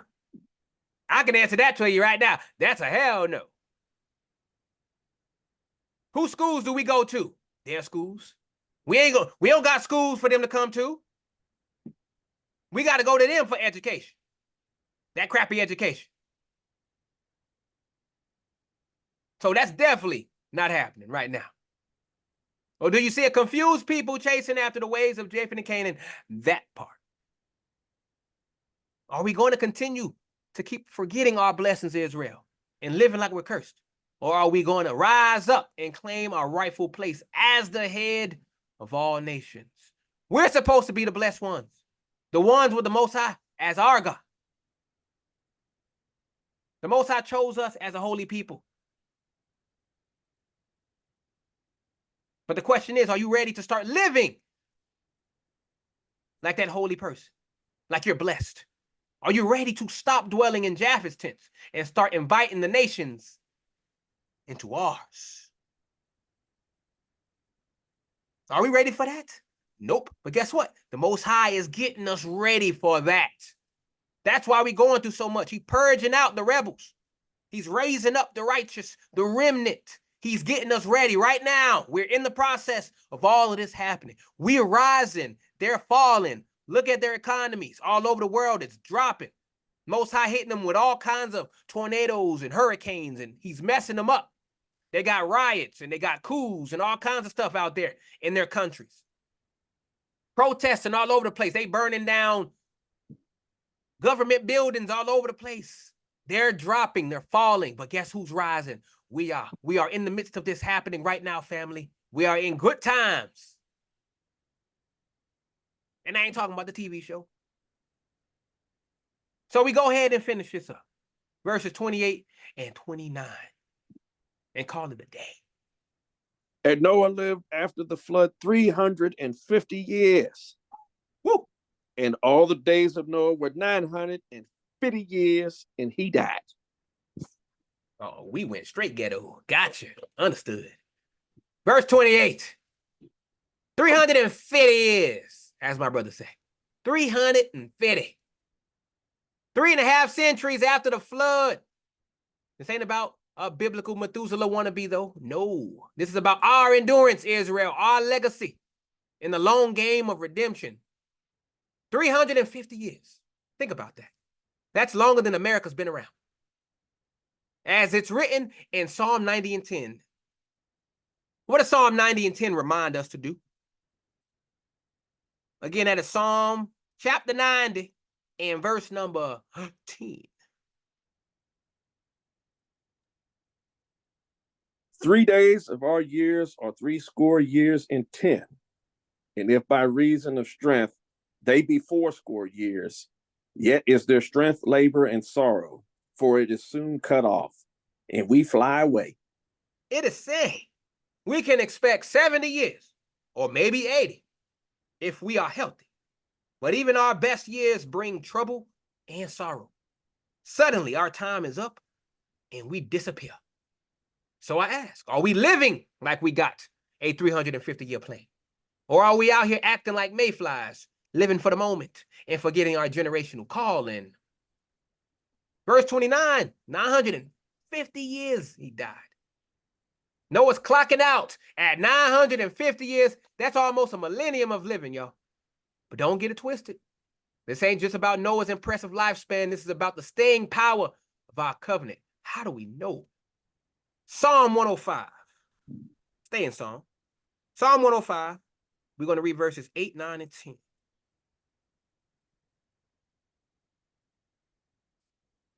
You say 8, 9, and 10? Yes, sir. He hath remembered his covenant forever, the word which he commanded to 1,000 generations, which covenant he made with Abraham, and his oath unto Isaac. And he confirmed the same unto Jacob for a law, and to Israel for an everlasting covenant. Everlasting. It ain't broken, family. We have not been replaced by the church. We still here. Everlasting, everlasting, everlasting. Most High don't lie. Most High don't change. Everlasting. But Israel, are we living like we got an everlasting covenant? Or are we out here breaking promises faster than a politician on election day? I would say the latter. So when you look at our people today, do you see a nation built to last 950 years? Or do you see a people with the attention span of a goldfish, forgetting our history and squandering our future? Are we going to keep living like we got 70 years max? Or are we going to start planning for the long haul like Noah? Are we leaving a legacy of righteousness or a legacy of ratchetness? Woo! I say more than the latter. We're supposed to be the people of the everlasting covenant, as it's written, that we already read earlier today, Isaiah 54 and 10. But let's read it again because now it's going to be more significant. What does the Most High say? Isaiah 54:10. Let's reread it. For the mountains shall depart, and the hills be removed, but my kindness shall not depart from thee, neither shall the covenant of my peace be removed, say the Lord that hath mercy on thee. So are you ready to start living like you got 950 years ahead of you, Israel? Are you ready to build something that'll last longer than your Instagram stories? It's time to stop acting like we got amnesia and start remembering our covenant. We've been living like we're on borrowed time when we should be building for eternity. Remember, every time you see our people chasing after quick fixes and instant gratification, every time you see us forgetting our history and neglecting our future, you're seeing the opposite of Noah's example. So are you ready to start living like Noah, building an ark of righteousness that'll carry our people through the flood? Or are you going to keep acting like you're starring in the Fast and Furious Jerusalem Drift? Which one? So you see, this chapter ain't just some dusty old story, as they tell you in the churches. It's a blueprint for our nation's restoration and dominion. Noah survived the flood, cursed the wicked, blessed the righteous, and left a legacy that outlasted empires. And guess what? We're called to do the same. As it is written in Isaiah 60:1-3. What does it say here, brother?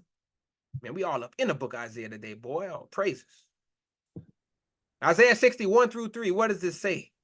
Arise, shine, for thy light is come, and the glory of the Lord is risen upon thee. For behold, the darkness shall cover the earth, and gross darkness the people.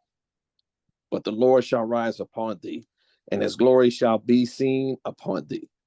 And the Gentiles shall come to thy light, and kings to the brightness of thy rising. This is our destiny, Israel. We're called to rise above the flood of lies and deception drowning this world. We're meant to pronounce judgment on the modern day Canaans and bless those who align with the Most High's will. And just like Noah, we're supposed to build something that'll outlast us, a legacy of righteousness that'll stand for generations. But here's the kicker. We can't do this if we're still passed out in the tent of ignorance, exposing our nakedness to the world. We can't fulfill our calling if we're busy chasing after the ways of the nations instead of leading them. And we sure as hell can't leave a 950-year legacy if we are living like there's no tomorrow. So wake up, Israel. It's time to sober up from the wine of this world's deception. It's time to remember who we are and what we're called to do. It's time to start building an ark of truth and righteousness that'll carry our people through the storms of this age and into the promised kingdom. Remember, the flood waters of judgment are rising, but we've got the blueprint for survival and dominion right here in Genesis 9. The question is, are we going to use it? Are we going to be like Noah, righteous, bold, and built to last? Or are we going to be like the world around us, wicked, weak, and washed away? The choice is yours, Israel. But for me and my house, we're choosing to rise above the flood, pronounce the Most High's judgments, and build a legacy that'll make Noah's 950 years look like a warm-up act. So let's get to work, people. We've got an ark to build, a world to judge, and a kingdom to inherit. The time is now.